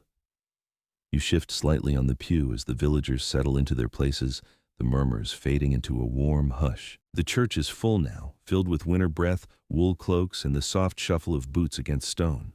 A subtle glow spreads across the room as more candles are lit near the windows, creating a gentle shimmer along the wooden beams. You let your gaze wander. Everywhere you look, faces carry a quiet brightness, as though the morning has softened everyone's expression. Someone nearby leans forward to whisper a greeting to an older neighbor. The reply is a hushed laugh, brief and kind. Across the aisle, two children try to sit still, failing only slightly as they swing their feet in nervous anticipation. The cold that clung to their cloaks has already begun to fade, replaced by the warmth of shared space. You breathe deeply, taking in the scents around you. Wool warmed by body heat, pine from a few small branches tucked near the altar, and the faint sweetness of beeswax candles. According to various parish descriptions preserved in regional archives, Christmas morning often brought villagers together in larger numbers than most feast days. It was one of the few times when nearly every household made the effort to attend, no matter how cold the winter or how long the walk. You sense that tradition here in the packed pews, where even latecomers squeeze gently into narrow spaces without complaint. A quiet detail suddenly draws your attention. On the window ledge nearest, you sits a tiny wooden figure of a cat. It looks carefully carved, yet strangely out of place. In a handful of old notes from rural churches, there are mentions of parishioners leaving small carved animals as offerings or decorations during winter feasts. The idea likely had no official approval. Yet these objects often remained in the church until someone tidied them away weeks later. You wonder who placed this small cat here, and why. Its tiny painted eyes stare into the aisle with an expression that could either be curiosity or boredom. Your thoughts drift gently as the priest moves toward the front of the church. He raises a hand in a welcoming gesture, and the room falls gradually into stillness. The collective hush feels like a soft wave settling into shore. The villagers straighten their posture. You shift your shoulders back, letting the calm settle into your spine. A soft clearing of a throat echoes behind you. In that moment of quiet, you catch another thought. Researchers who focus on local parish customs still offer different views about how much informal conversation typically flowed before services began. Some believe villagers were quite talkative until the priest appeared, while others imagine a more restrained atmosphere shaped by local expectations. Listening now to the rapid shift from lively whispers to deep quiet, you sense that this village has learned over generations how to fold itself gently into silence. You allow your gaze to sweep from the front to the back of the church. Families sit clustered together, cloaks layered in various earth tones. Elderly villagers lean slightly on canes or clasp the hands of younger relatives. The glow of candles catches in hair, on cheeks, and across the smooth curves of the pews. The light warms everything it touches. A sudden creak from an overhead beam echoes through the space. The sound is soft but distinct, reminding you how old the building is. You look upward at the wooden rafters stretching across the ceiling. A small patch of frost still clings to one of the far beams, probably brought in from a draft earlier in the morning. The contrast between that cold speck and the warm breath of the congregation below feels almost poetic. A young boy near the back shifts nervously, adjusting his scarf several times before finally looking straight ahead. His mother rests a steadying hand on his shoulder. The gesture is so gentle it barely disturbs the folds of her sleeve. These tiny interactions weave the character of the room far more strongly than any decoration. Your eyes drift toward the main aisle. A small ray of pale morning light slips through a window near the entrance, landing on the stones like a thin silver brushstroke. The sun is rising. The whiteness of the winter morning presses softly through the glass, brightening the church without overpowering the candlelight. A few villagers glance toward the windows, as if noticing the dawn for the first time. The priest makes another small gesture, this time inviting people to settle fully into silence. The last remaining whispers fade. You sense the weight of the moment deepen, like the church is drawing a long inhale before the liturgy begins. The air feels thicker, not heavy, but rich with anticipation. Your toes warm slowly inside your boots, helped by the closeness of so many bodies gathered together. The wooden pew beneath you creaks gently as you shift, letting your shoulders rest more comfortably. The priest steps back, giving the congregation a moment to let the blessing settle in. You inhale the fresh, cool scent of the water one more time. It blends with the warm breath of the church until the two aromas become inseparable. This part of the morning has no grand gesture, no dramatic proclamation. Instead, it carries the gentle reassurance that the community, with all its small worries and fragile hopes, is held within something steady and kind. The villagers seem to feel that steadiness. Their posture softens, their breaths deepen. You rest your hands on your lap, feeling a serene clarity seep through you, slow and steady. The blessing lingers not only on your sleeve, but somewhere deeper, settling just beneath the quiet of your breath. The next part of Christmas morning waits, not loudly, not urgently, but with a steady warmth, like a door opening onto something comforting. You let your breath fall into an easy rhythm, ready to follow wherever the day leads. You rise slowly with the rest of the congregation as the priest steps back toward the altar. A gentle wave of movement flows through the pews, soft and unhurried. The blessing has brushed everyone with calm, and now another part of Christmas morning waits just beyond the church doors. When the service ends, the villagers begin to file out, drifting toward the bright winter light filtering through the doorway. You follow them into the open air, and the cold greets you with a crisp purity that clears your breath. The frost on the ground now sparkles more fiercely under the rising sun.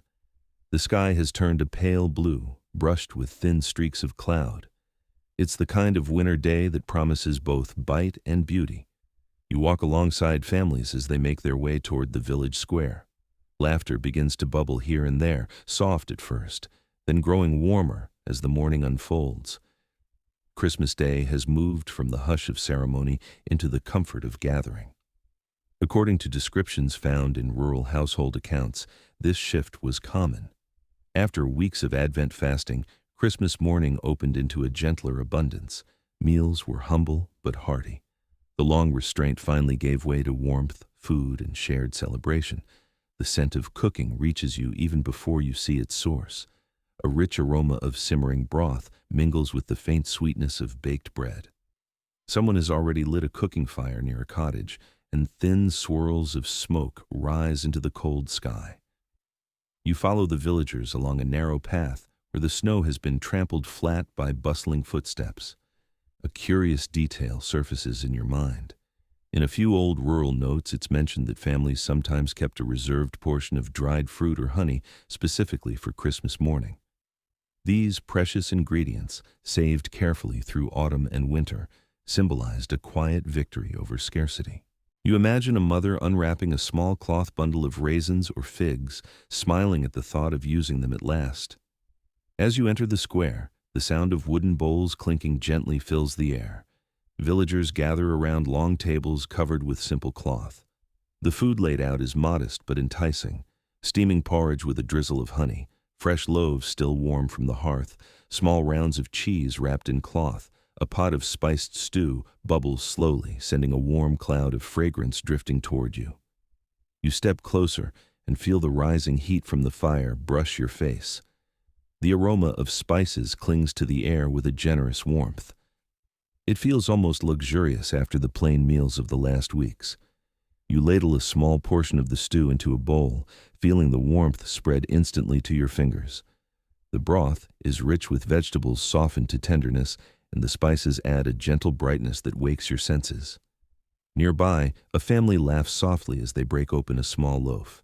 The youngest child reaches eagerly for a piece, her eyes shining. A woman offers you a handful of roasted chestnuts wrapped in a cloth. You accept one, feeling the smooth shell warm against your palm.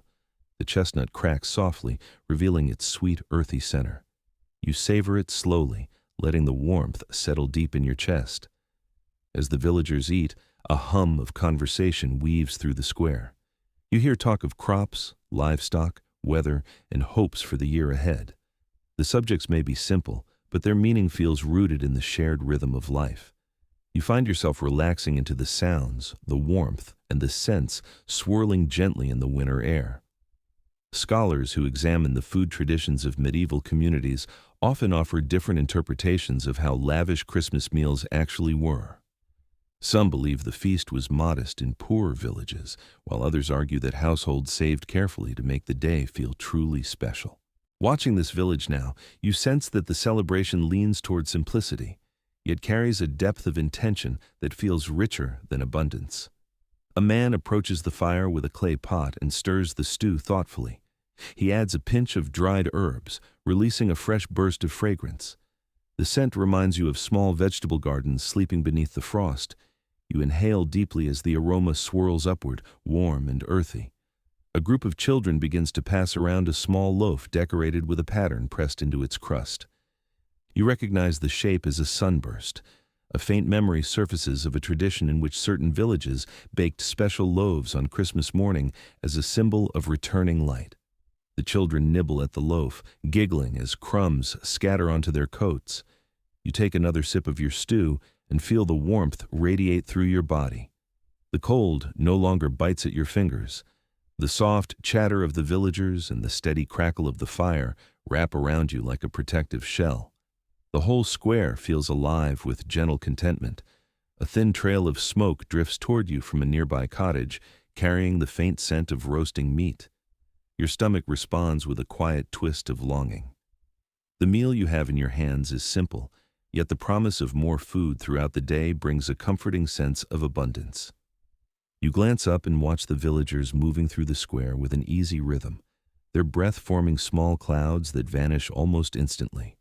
The cold air and the warm food create a delicate balance that feels perfectly suited to the season. As you finish the last spoonful of stew, the warmth settles deep within you, steady and reassuring. You place your empty bowl on a nearby table and flex your fingers, grateful for the heat. The villagers begin to drift from the square now, some returning home to their own hearths, others lingering to share another handful of chestnuts or another slice of bread. The day has broadened into comfort, and you feel ready to follow its gentle invitation. You draw a slow breath, letting the aroma of spices and smoke carry you into the next quiet turn of Christmas Day.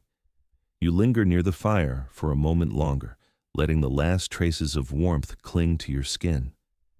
When you finally step away, the winter air greets you with a cool kiss, but it no longer feels sharp. The village hums quietly with contentment. People move through the square with relaxed steps, their shoulders no longer hunched against the cold. A sense of ease flows through the winter morning, as if the entire community has settled into a shared exhale.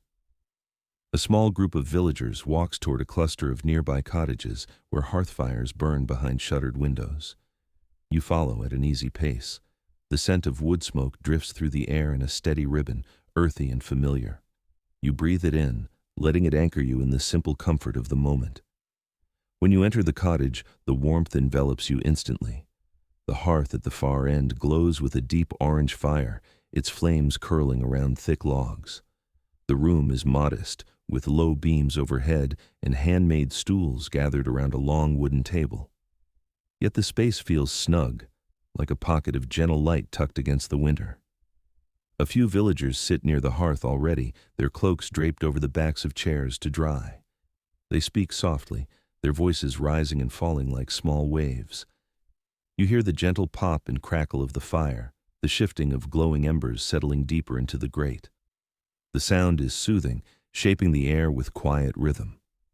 According to descriptions found in old household diaries, hearth gatherings were considered the heart of Christmas Day for many families. After the morning's public celebrations, people retreated to warm indoor spaces to share stories, food, and laughter. You sense the truth of that here, as someone adds a new log to the fire, sending sparks leaping into the chimney. A curious memory comes to you. In one village record, a note mentions families placing a sprig of rosemary above the hearth on Christmas for its scent and its association with protection. You glance above this hearth now and notice a small bundle of herbs tied with twine. Perhaps someone here follows the same old tradition, preserving the aromas of summer through the cold season. A young woman passes you a wooden mug of warm cider. The steam brushes your face as you accept it, carrying hints of apple and spice. When you take a sip, the warmth spreads through your throat and settles comfortably in your chest. You thank her with a nod, then settle onto a stool near the fire. A group of children sits on a woven rug nearby. They toss small carved figures back and forth, inventing simple games while whispering to one another. One child holds up a little wooden donkey painted in fading blue. Another clutches a sheep with uneven legs. The figures are worn smooth from years of play. The children's laughter bubbles through the cottage with a bright, soft energy. Across the room, an elderly man begins telling a story. His voice carries the slow cadence of someone who has told the same tale many winters in a row. He speaks of a long-ago winter, harsher than most, when the villagers worked together to keep the fires burning in every home. The listeners lean in slightly, drawn by the warmth of both the story and the hearth. As you sip your cider, your thoughts drift to the way researchers describe medieval hearth culture. Many agree that these fires served not only for cooking and warmth, but also as spaces of shared memory. However, interpretations differ on how formal these gatherings were. Some scholars picture structured storytelling or ritual games, while others argue the scenes were more casual, shaped by the spontaneity of conversation. Listening now, you sense the latter, a natural, easy flow of voices without any rigid plan. A breeze slips through a crack in the window, stirring the smoke slightly. A woman stands to adjust the shutter, and the fire responds with a gentle flare. The shadows on the wall shift with it, dancing in slow patterns. You watch them drift across the beams, mesmerized by the hypnotic movement. Nearby, someone opens a cloth bundle filled with roasted nuts and dried berries. They offer you a handful. The nuts are warm and slightly sweet, and the berries add a tender tartness. The combination feels perfect for winter, simple yet satisfying. You taste each piece slowly, savoring its warmth and texture. The older man continues his story, now describing a moment when villagers heard wolves howling in the distant woods. The children huddle closer, eyes wide but smiling. A woman chuckles softly, shaking her head at the familiar tale. She has likely heard it each winter since she was a child, yet it still warms the room. You shift slightly on your stool, letting your back ease into a more restful posture. The heat from the fire gathers around your legs, wrapping them in a steady glow. The smell of the burning wood blends with the scent of wool, herbs, and the faint sweetness of food. Each inhale feels deeper than the last, each exhale slower and softer. A small dog trots into the room, tail wagging lazily. It makes its rounds, greeting each person with a gentle nuzzle before curling near the hearth. The children reach out to stroke its back, their small hands moving tenderly over its fur. The dog sighs, folding itself into a warm patch of light. Someone begins humming a soft melody, one that feels familiar even though you can't recall where you've heard it. Others join quietly, humming along as though following a shared instinct rather than any conscious decision. The sound weaves through the room like a thread of light, simple and soothing. The fire crackles again, sending a few sparks upward. You watch the glow shift and pulse, its light flickering across the mugs and bowls scattered on the table. A woman ladles warm soup from a pot hanging over the fire, offering refills to anyone whose bowl sits empty. The aroma of the soup mingles with the fire's heat, adding a new layer of comfort to the room. You notice an elderly woman mending a woolen glove near the hearth. She works with steady hands, threading the needle carefully through each stitch. The firelight makes her fingers glow. Her motions are quiet and sure, shaped by years of practice. A soft laugh ripples through the room as one of the children tells a joke they can't fully pronounce. The adults smile, letting the warmth of the moment settle deeper into their voices. You sense that these small interactions matter as much as any feast. They bind the day together in gentle threads. You take another sip of cider. The warmth settles through you again, almost like the fire itself has taken root in your chest. You let the quiet conversations wash over you, the stories, the laughter, the soft scrape of logs shifting in the hearth. Every sound feels softened by the glow. Time drifts slowly in the cottage. Nothing rushes, nothing demands attention. This is the heart of Christmas for many families. Not ceremony, not grand feasting, but this simple warmth shared among familiar faces. As the fire burns lower, the room grows even softer. Some villagers begin to rise, stretching gently, preparing to step back into the winter light. You stand as well, leaving your stool with a slow breath. Your body feels rested, warmed from the inside out. You thank the hosts with a quiet nod, then step back outside, where the cold greets you once more. But the winter air no longer feels sharp. You carry the hearth's warmth with you, tucked beneath your cloak like a glowing ember. The village continues to hum softly, inviting you toward the next quiet corner of Christmas Day. You step back into the winter air, the quiet warmth of the hearth still clinging to your skin like an invisible shawl. Frost crunches beneath your boots as you walk, and the cold brushes your cheeks with a gentler touch than before. The village feels softer now, wrapped in drifting sounds of conversation and the faint crackle of fires. But something new begins to rise through the stillness, a thread of melody carried lightly on the breeze. You pause, listening. At first, it's faint, almost indistinguishable from the murmurs around you. Then, the notes strengthen, weaving through the air with bright clarity. Voices, several of them. They approach from the far edge of the village where the cottages thin into snow-covered fields. You follow the sound, your steps slow, your breath rising in delicate clouds. When you round the corner, past a small stone fence, you see them. A group of villagers wrapped in wool cloaks and scarves, walking together with lanterns swaying in their hands. Their voices join in a carol that rises and falls like a gentle wave. Some notes stretch long and clear. Others skip lightly across the melody with playful grace. The sound settles over the snow in warm ripples. In many rural communities, according to festival notes and local traditions recorded generations ago, groups of villagers went from house to house singing carols on Christmas morning. It was a way to bless homes with music, to greet neighbors, and to share warmth through song. You sense that spirit now as the group pauses near a cottage where thin smoke curls from the chimney. A small door opens, and an elderly woman steps out with a smile. She pulls her shawl tighter as she listens. The carolers sing a verse directly toward her, their voices shaping a warm bubble of sound around her doorstep. She claps quietly when they finish, then disappears inside briefly, returning with a small basket of apples and dried nuts. She offers the basket with both hands, gratitude shining in her eyes. A curious memory surfaces. In one old parish manuscript, a note describes how a group of carolers once improvised an extra verse about a stubborn donkey after seeing a wooden toy on someone's windowsill. You smile at the thought of spontaneous creativity brightening a cold winter morning. You wonder what small surprises these carolers might add if inspired by something unexpected. The group moves on, and you follow at a respectful distance, letting the notes carry you along the snowy path. Lanterns sway gently in the hands of the singers, casting warm circles of light on the ground. The glow makes the frost sparkle as though each tiny crystal is choosing to shine for the music. A few homes ahead, a family opens their window to listen. A child leans out just far enough to rest her chin on the ledge, her muffled grin visible beneath layers of wool.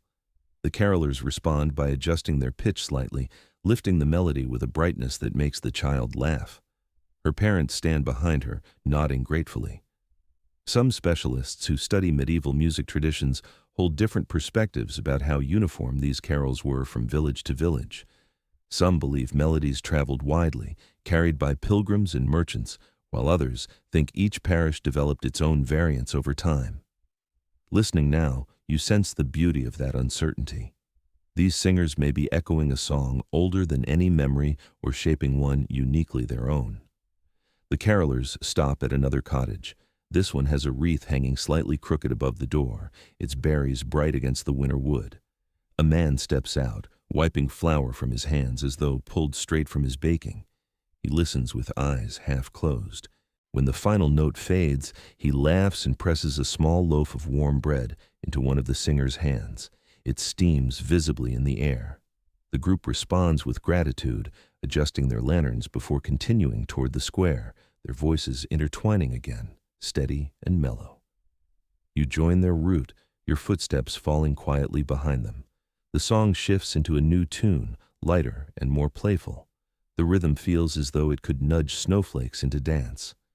One singer adds a brief flourish at the end of a phrase, and the others chuckle gently before repeating the verse with the same flourish. For a moment, the melody becomes a shared joke inside the harmony, soft and joyful. As the group approaches the square, more villagers pause their conversations to listen. Some lean against fences, others stand with hands tucked into cloaks, their breath forming slow clouds. Children gather closer, their cheeks flushed from cold and excitement. The carol fills the space with a glow that no fire could match. You watch as a young couple exchanges a glance while listening. Their fingers brush, hesitant but hopeful. The music wraps around them like a blessing. A small dog barks once, confused by the shifting tones, then trots happily in a small circle as if deciding to approve. The carolers continue the final verses, their voices blending in a rich harmony that rises toward the pale sky. For a moment, the entire village seems to breathe in time with the melody, every cottage, every lantern, every patch of frost. When the song ends, a wave of quiet settles over the square. Not silence, but a soft, contented hush shaped by the warmth of shared music. The carolers rest for a moment, catching their breath, then begin speaking with neighbors, exchanging smiles and small gifts. You take in the scene slowly, the glow of lanterns, the scent of smoke, the fading echo of melody lingering like a gentle imprint on the air. Christmas Day feels deeper now, filled with the warmth of voices woven together in harmony. The music has moved through the village like a soft tide, touching every doorway, shaping every breath. You inhale once more, letting the last traces of song settle into your chest. Another part of the day opens quietly before you, waiting to be followed. You watch the carolers disperse gently into smaller groups, their lanterns fading into the brightening daylight.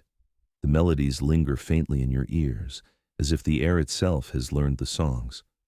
The village settles into a warm quiet, softer and fuller than before, shaped by shared voices and winter breath.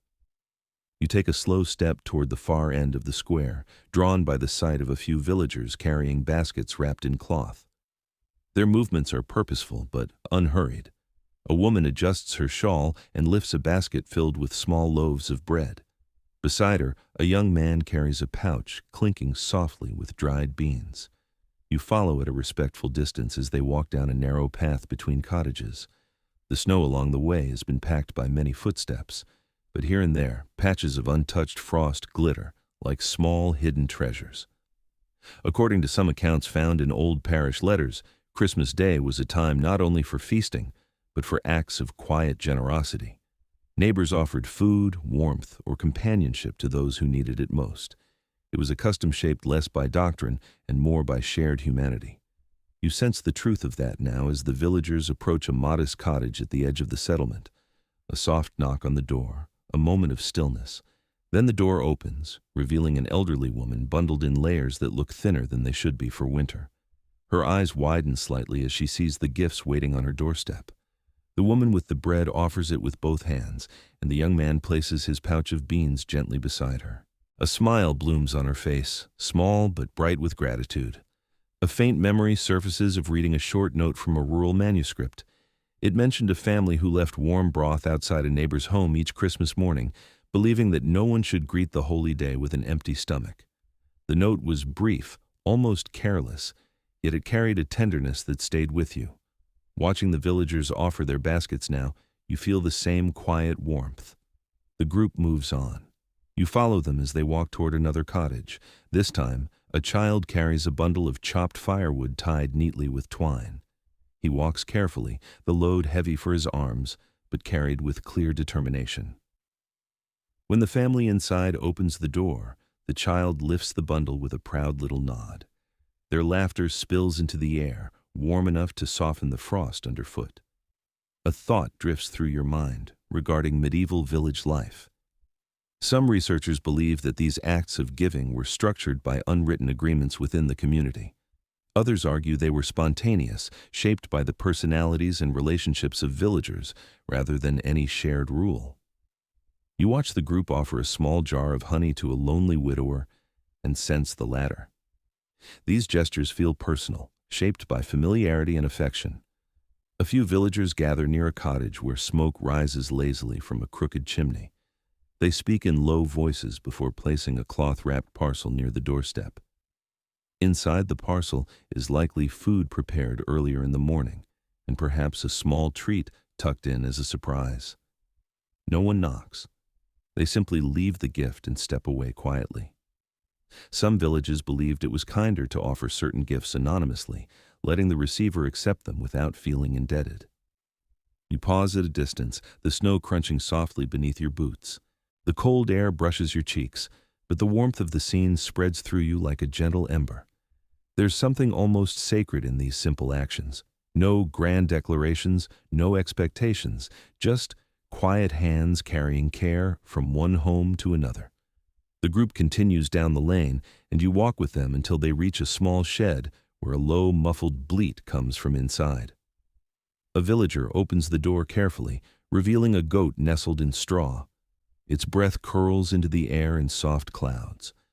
One of the villagers pours a handful of grain into a bowl and checks the water trough, breaking a thin layer of ice with a wooden spoon. The goat nudges the grain eagerly. The villagers smile, pleased by its enthusiasm. A faint detail floats into your mind, a note in a farm diary mentioning that on Christmas morning, some families offered a small extra portion of fodder to their animals out of gratitude for their labor. The phrase stuck with you. It suggested a kindness extended even to creatures who would never understand the meaning of the day. Watching the goat now, you sense that same old kindness alive here. A few children run ahead and begin placing small sprigs of greenery near doorsteps of houses that look particularly worn. The greenery is modest but fragrant. Holly, ivy, a few bits of pine. The children seem delighted by their task. Their small boots leave erratic trails in the snow as they weave between cottages. Each sprig looks like a tiny promise of cheer tucked against winter's sternness. You follow them toward the square again. As the group approaches, some villagers peel off to deliver more baskets, while others stay behind to repair a broken fence or help chop extra firewood. No one announces these tasks. They simply happen, shaped by long familiarity with what their neighbors might need. A young woman carrying a jug of warm broth stops beside you and offers you a cup. You accept with grateful hands. The broth is rich but mild, warming your throat with a steady heat. She smiles before moving on, her steps light in the snow. You watch her go, feeling the warmth settle into your chest. The village hums with this soft generosity, each gesture made without expectation, filling the air with a quiet brightness. As the last of the baskets are delivered and the villagers disperse into gentle pairs and trios, you feel the depth of the morning settle around you. These small acts form the heart of the day, woven from the same threads of kindness that have shaped countless winters before this one. You inhale slowly, letting the cold air and warm broth mingle inside you. Christmas continues to unfold, soft and steady, leading you onward through a world made gentler by compassion. You walk slowly back toward the center of the village, your breath curling into the air in soft white puffs. The square has grown quieter now, not empty, but gentled by the passing of the morning's bustle. Families drift homeward with baskets and warm cloaks. A few children linger near fence posts, tracing patterns in the snow with sticks. The bells no longer ring. The carols have faded, and even the laughter has softened into something hushed and reflective. You follow a small path that curves behind the parish church. The cottages thin out, until only a few stand scattered near the edge of the fields.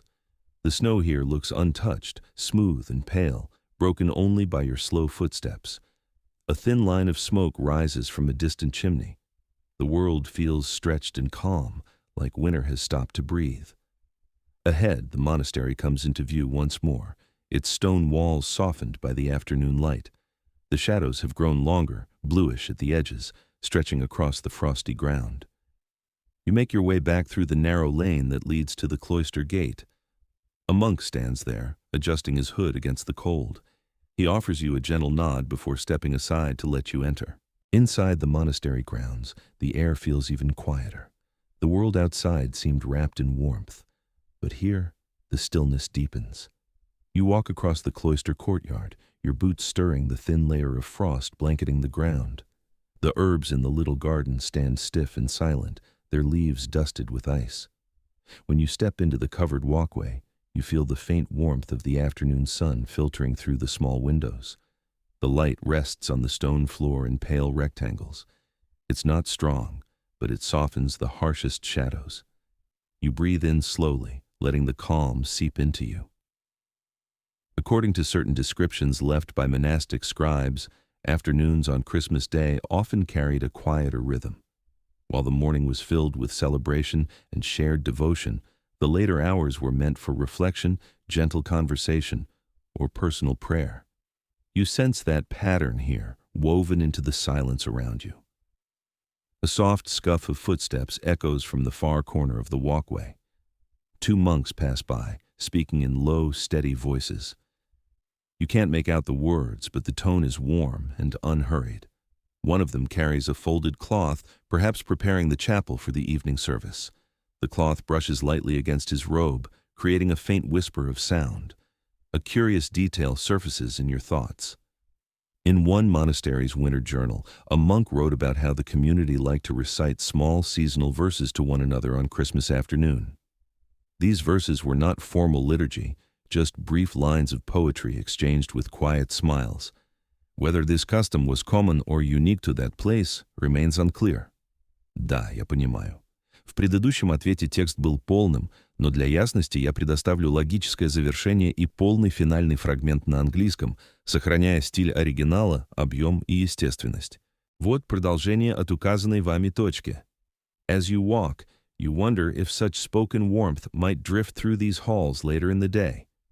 You step into a small alcove where a bench rests beneath a narrow window.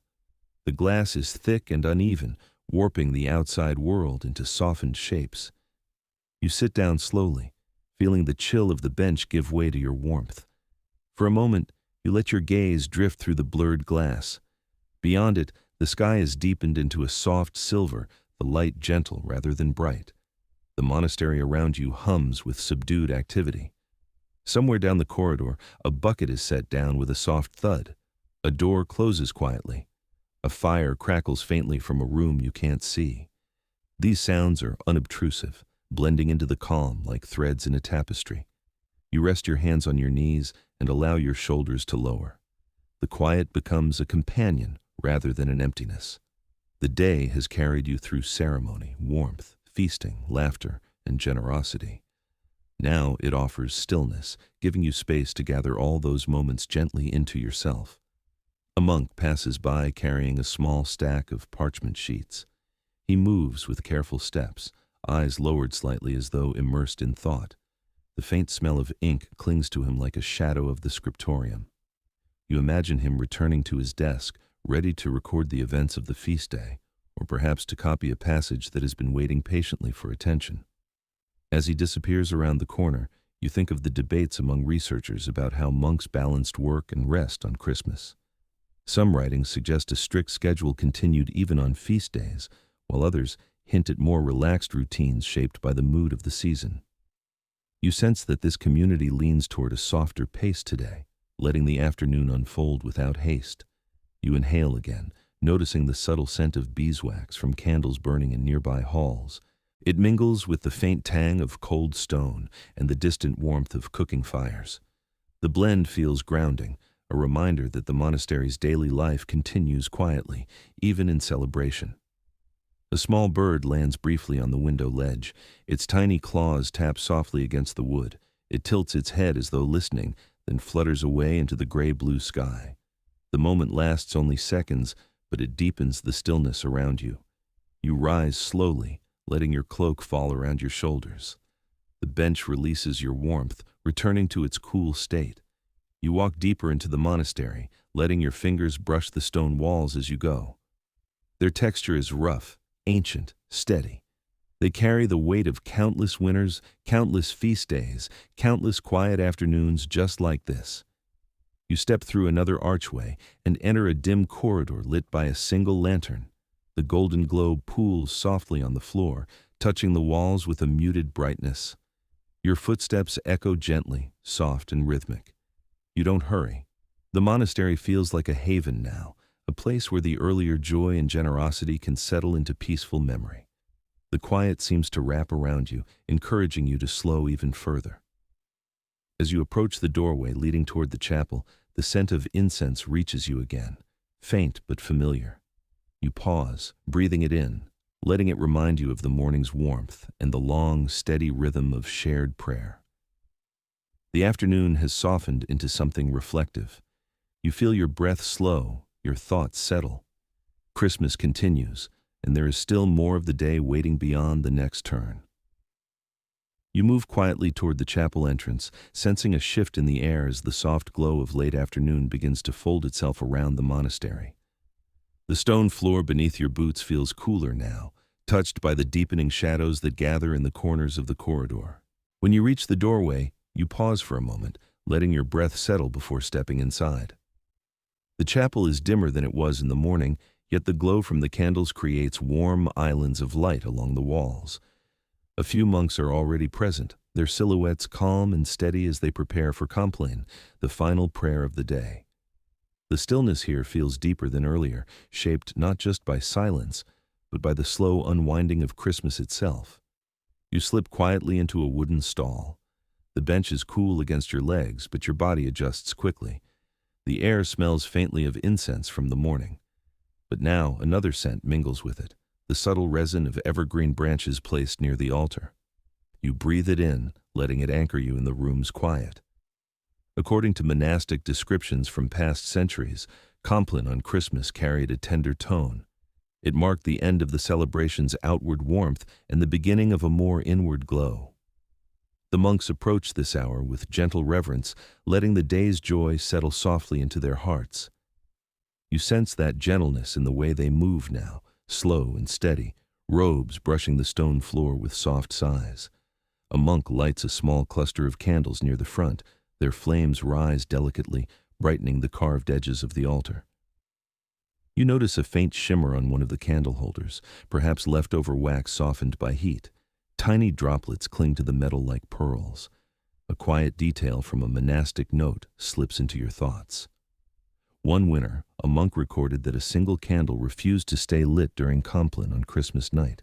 He believed it was due to a mischievous draft sneaking in through an old window. The incident amused the community for months. You glance around the chapel now, half expecting a flickering candle to misbehave, but the flames remain steady. The monks gather, forming 2 rows facing each other. Their faces glow softly in the candlelight, edges softened by the gentle shadows. When the first voice rises in prayer, it's low and calm, a murmur that feels almost like a lullaby. The others join in slowly, their voices blending into a warm, steady hum that fills the chapel without overwhelming it. Some scholars who study monastic traditions still hold differing views about how uniform Compline rituals were across regions. Some believe the structure was strictly followed, while others suggest local communities adjusted the pacing or readings to fit their own rhythm. Listening now, you sense a blend of tradition and familiarity, shaped by the particular character of this monastery.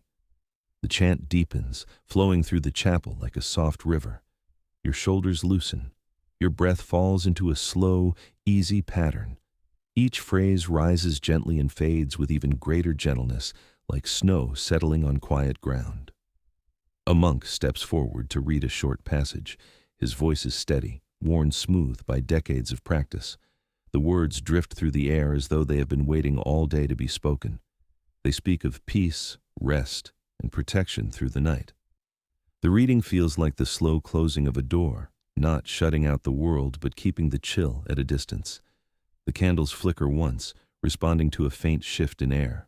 Shadows slide gently across the floor. You watch them stretch and shrink, mesmerized by the rhythm of light.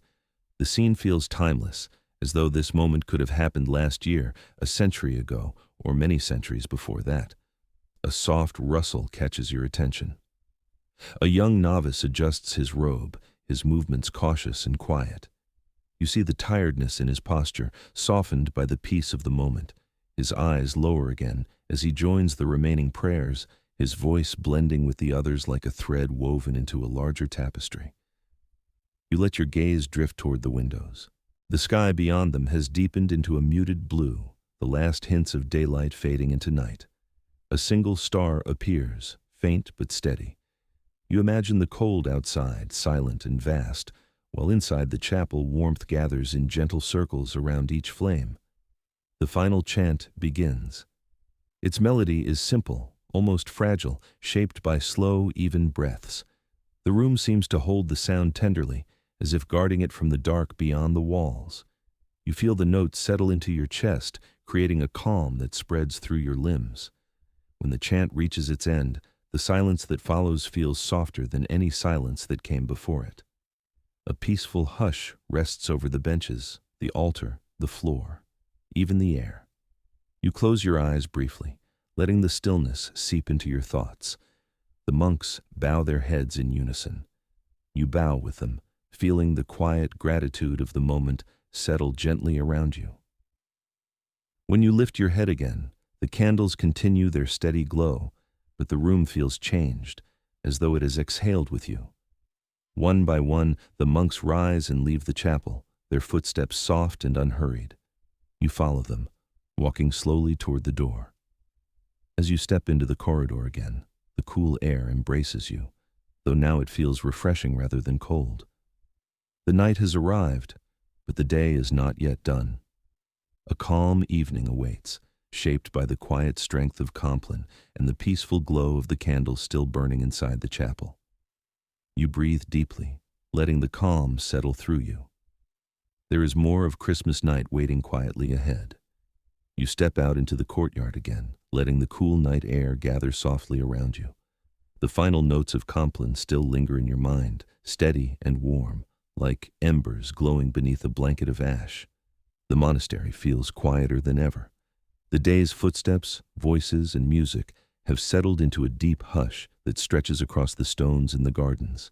You pause beneath the archway, breathing in the cold evening air as it meets the faint scent of lingering incense from the chapel behind you.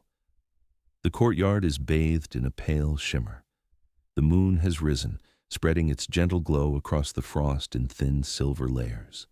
Each leaf of the sleeping herbs and each stone along the walkway shines faintly, as if dusted with powdered glass. You step forward, your boots making crisp impressions in the frost. The sound is soft and satisfying, grounding you in the moment. You lift your gaze above the monastery walls. The sky stretches wide and deep. Stars scatter across it in delicate clusters, some bright, others faint, but all shimmering with a quiet steadiness. In old writings left by monks who observed the night sky, Christmas was often described as a time when the heavens felt especially alive. Some accounts call attention to the clarity of winter nights, how the cold sharpened each star until it seemed close enough to touch. As you walk slowly along the cloister path, the cold air brushes your cheeks with a feathery touch. Your breath rises in soft clouds that drift away like tiny ghosts before dissolving into the night. The quiet here is profound, yet not empty. It carries the faint hum of distant village fires, the soft movement of wind against old stone, and the subtle shifting of branches beyond the walls. A small memory from a monastic journal nudges into your thoughts. One monk once wrote about a winter night when he claimed to have seen a falling star glide across the sky during Christmas. He interpreted it as a sign of encouragement for the year to come. Whether he truly saw one, or simply wished to, you can't say. But the tenderness of his account lingers with you now as your eyes drift across the horizon. Far beyond the monastery, you see the village resting beneath the same sky. Tiny glints of warm light flicker from windows, shaped by hearth fires and candles burning inside. The houses look peaceful, almost dreamlike. From this distance, you imagine families finishing their meals, children drifting toward sleep, and elders sitting close to the fire while sharing quiet stories. The music from earlier is gone. Yet the feeling it created still moves through the night, faint but steady. Some who study village life offer differing opinions about how deeply winter nights shaped community bonds. Certain scholars believe the shared darkness encouraged families to gather closer, while others point out that long nights often meant more work tending fires and livestock. As you stand beneath the sky, you sense both truths woven gently together. Darkness brings both challenge and closeness, especially on a night like this one. You walk toward the low stone wall at the edge of the cloister garden.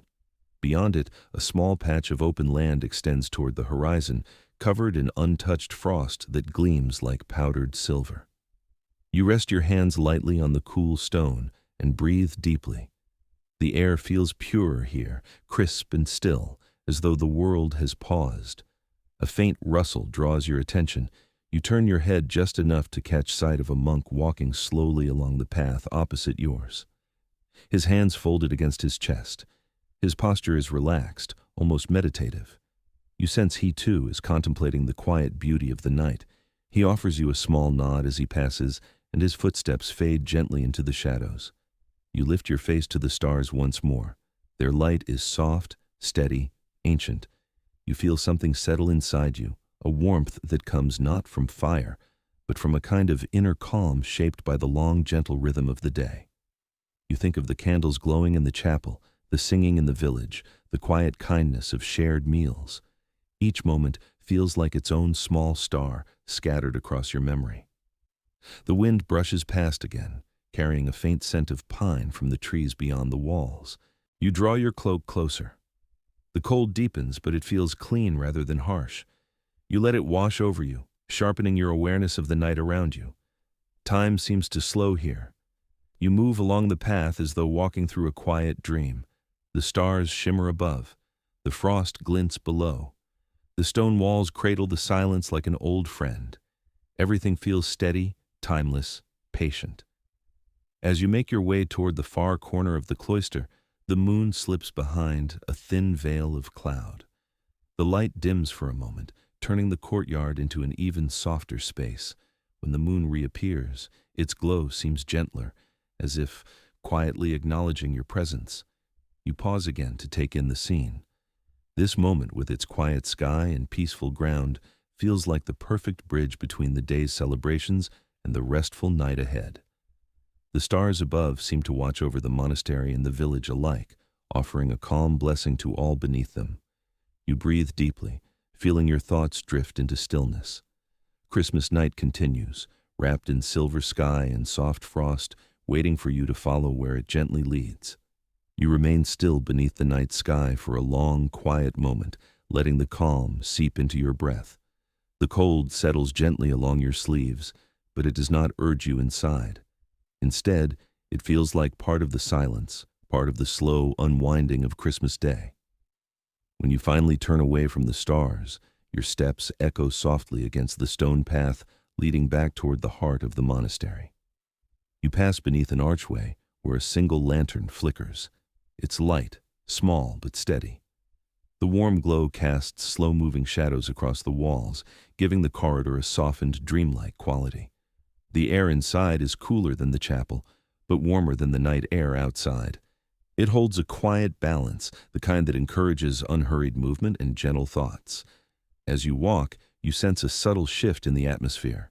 The day's brightness, the music, the generosity, the bustle of villagers, and the warmth of hearths have all receded. In their place lies a deep quiet, the kind that brings reflection rather than activity. According to some monastic notes that describe feast days, this part of Christmas was often cherished for its stillness. After the fullness of the celebration, the silence became a different kind of gift. You follow the corridor into the cloister garden once more. The frost here seems thicker than earlier, settling in delicate patterns on the low bushes and stones. Your breath curls upward in thin spirals. The world feels paused, as though waiting for something gentle to unfold. You move slowly, feeling the soft crunch of frost beneath each step. The archways surrounding the garden stand like silent guardians, their shadows long and still. A candle burns in one of the small alcoves, its flame flickering inside a glass lantern. The light dances across the wall, shaping patterns that rise and fade with each shift of air. A delicate memory surfaces. In one surviving winter journal, a monk wrote that Christmas night felt like a breath held by the whole monastery. He described how the silence after Compline had a weight to it, not heavy but meaningful, like the world itself was listening. Standing here now, you sense what he meant. The quiet is not empty. It is full of the day's warmth echoing softly through the chilled air. You walk under another archway and pause. The garden's small fountain, frozen into a still sculpture of ice, reflects the moonlight in a faint shimmer. Crystals cling to the stone edges like tiny stars that have fallen from the sky. You reach out, touching the stone lightly. The cold travels through your fingers, grounding you in the moment. A soft sound drifts from a nearby corridor, the quiet scraping of cloth. A monk appears, carrying a folded blanket in his arms. He walks with slow steps, making his way toward the guest quarters. His face is peaceful, illuminated briefly by the lantern light. When he notices you, he offers a gentle wordless nod before continuing. His presence adds warmth to the silence, a reminder that even in stillness, life moves gently through these halls. Some who study monastic life offer different views about how structured evenings were during feast days. Some believe monks maintained strict discipline even after celebration, while others think the hours between Compline and sleep were left mostly to personal reflection. Watching the monks move quietly through the corridors now, you sense a softness to the routine, shaped by the peace of the day. You step into a side passage and let your hand glide across the stone wall. The surface feels cool and textured, each groove shaped by time. The faint scent of beeswax clings to the air, likely drifting from candles burning somewhere deeper inside the monastery. The aroma mixes with the cold night air that creeps gently through cracks in the windows. You pause in another alcove where a single bench sits beneath a carved niche. A simple wooden cross rests above it. You sit for a moment, letting the chilled wood settle under you. The quiet here feels even deeper, thick enough that you can hear your own heartbeat. It's slow and steady, softened by the peace that has followed you through the day. You close your eyes for a moment.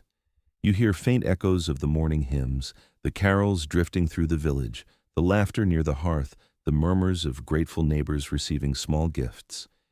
Each memory glows softly, woven together into the quiet of the night. When you open your eyes again, the lantern light has dimmed a little. Its glow rests gently on the carved cross, creating a halo of warm gold on the stone.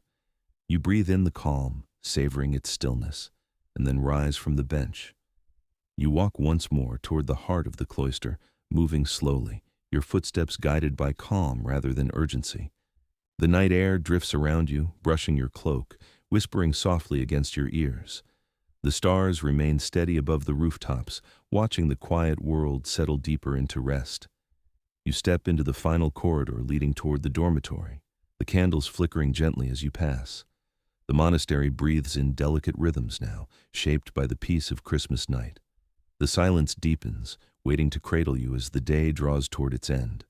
You walk the final length of the corridor, feeling the night deepen with each slow step. The cloister has grown so quiet that even the soft rustle of your cloak sounds loud against the stone. A gentle draft moves through the hall, cool but not unfriendly, carrying with it a faint hint of evergreen left over from the morning's decorations. You inhale softly, letting the freshness settle inside you. When you reach the end of the passage, a small door stands slightly ajar, releasing a dim golden glow from within. You push it open with one careful hand. The room beyond is simple: a few low stools, a narrow table with a single candle burning, and woven mats spread neatly near the wall. The flame wavers as you enter, brushing the shadows into soft movement. You take a seat near the candle and allow your eyes to adjust to the quiet. The flame becomes a small living heart at the center of the room. Its light warms the wooden floorboards, casting long strokes of amber across the stone walls. Your own shadow rises behind you in gentle ripples, stretching upward with the flicker. According to accounts preserved in some monastic reflections, the end of Christmas Day was often described as a settling, a gentle sinking of the spirit into calm. There was no grand ritual required at this hour, only stillness, breathing, the warmth of the day carried inward. You feel that intention now as you rest your elbows loosely on your knees. Your thoughts drift easily. You recall the brightness of the morning candles, the long, steady melodies in the chapel, the warmth of the village hearths, the taste of mulled cider, the sound of children laughing in the snow. These moments float through you like slow-moving feathers. None of them rush, none of them demand attention. They simply drift and brighten you from within. A small sound draws your focus. Outside, in the courtyard, someone steps across the frost. Their footsteps are soft and deliberate. You imagine a monk finishing his final tasks for the day, perhaps extinguishing lanterns or checking the doors. The sound fades after a moment, leaving only silence in its place. A curious memory surfaces from something once read, the mention of a monk who believed that Christmas night held a special hush, deeper than any other night of the year. He wrote that even the wind seemed to soften, as though reluctant to disturb the peace. Whether that was true or simply poetic longing is uncertain. Yet, as you sit in this quiet room, the world feels exactly that soft. The candle crackles faintly, releasing a thread of warm beeswax scent. You lean back slightly, letting your shoulders loosen. Your gaze drifts upward to the ceiling, where the flame's glow touches the beams in dim, gentle strokes. A feeling of calm settles around you, warm as a blanket pulled up to your chin. Some who study the rhythms of monastic life point out that evenings on feast days often varied from place to place. Some communities spent the time in silent prayer, others in small gatherings of soft conversation. Watching the room now with its single candle in deep silence, you sense that tonight leans toward stillness, allowing the day to close gently rather than firmly. You rise from your stool and walk toward a small alcove where a shuttered window stands. When you open it a crack, the night air brushes your face with a cool whisper. The courtyard outside glimmers faintly beneath the moon. Frost clings to the stones like scattered pearls. A thin veil of mist touches the edges of the garden, rising slowly like breath released from sleeping earth. You close the shutter again with care. The room darkens slightly, but the candle's glow remains steady. You settle once more near the flame, letting yourself breathe in the final stretch of Christmas night. Every inhale feels slower, every exhale more peaceful. You're drifting now, gently, as though carried by the calm itself. The room darkens, the flame sways, the monastery grows still around you. Christmas Day has wound itself into softness. You close your eyes for a moment, letting the candlelight paint soft patterns against your eyelids. The room feels lighter now, as though the day has folded itself neatly into evening's quiet embrace. The air holds a gentle calm, the kind that invites your breath to slow, your thoughts to loosen, and your body to soften into the rhythm of rest. The faint scent of beeswax drifts upward, warm and steady.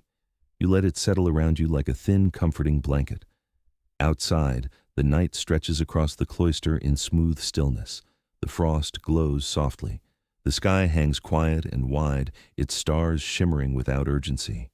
You draw a long breath in, feeling it warm your chest, then release it slowly. Each exhale carries a bit more of the day away, leaving only the gentle glow of what mattered most. The voices you heard, the warmth you felt, the soft meals, the shared songs, the candlelight, the kindness, all of it lingers, but lightly, like distant bells fading into memory. You shift just enough to ease your shoulders. The silence around you deepens, rich and soothing. The world has settled. The monks have settled. The village has settled. Now it's your turn. Let the warmth that carried you through the day wrap itself around your mind. Let it soften the corners of your thoughts. Let it dim the light just a little more until only a quiet glow remains.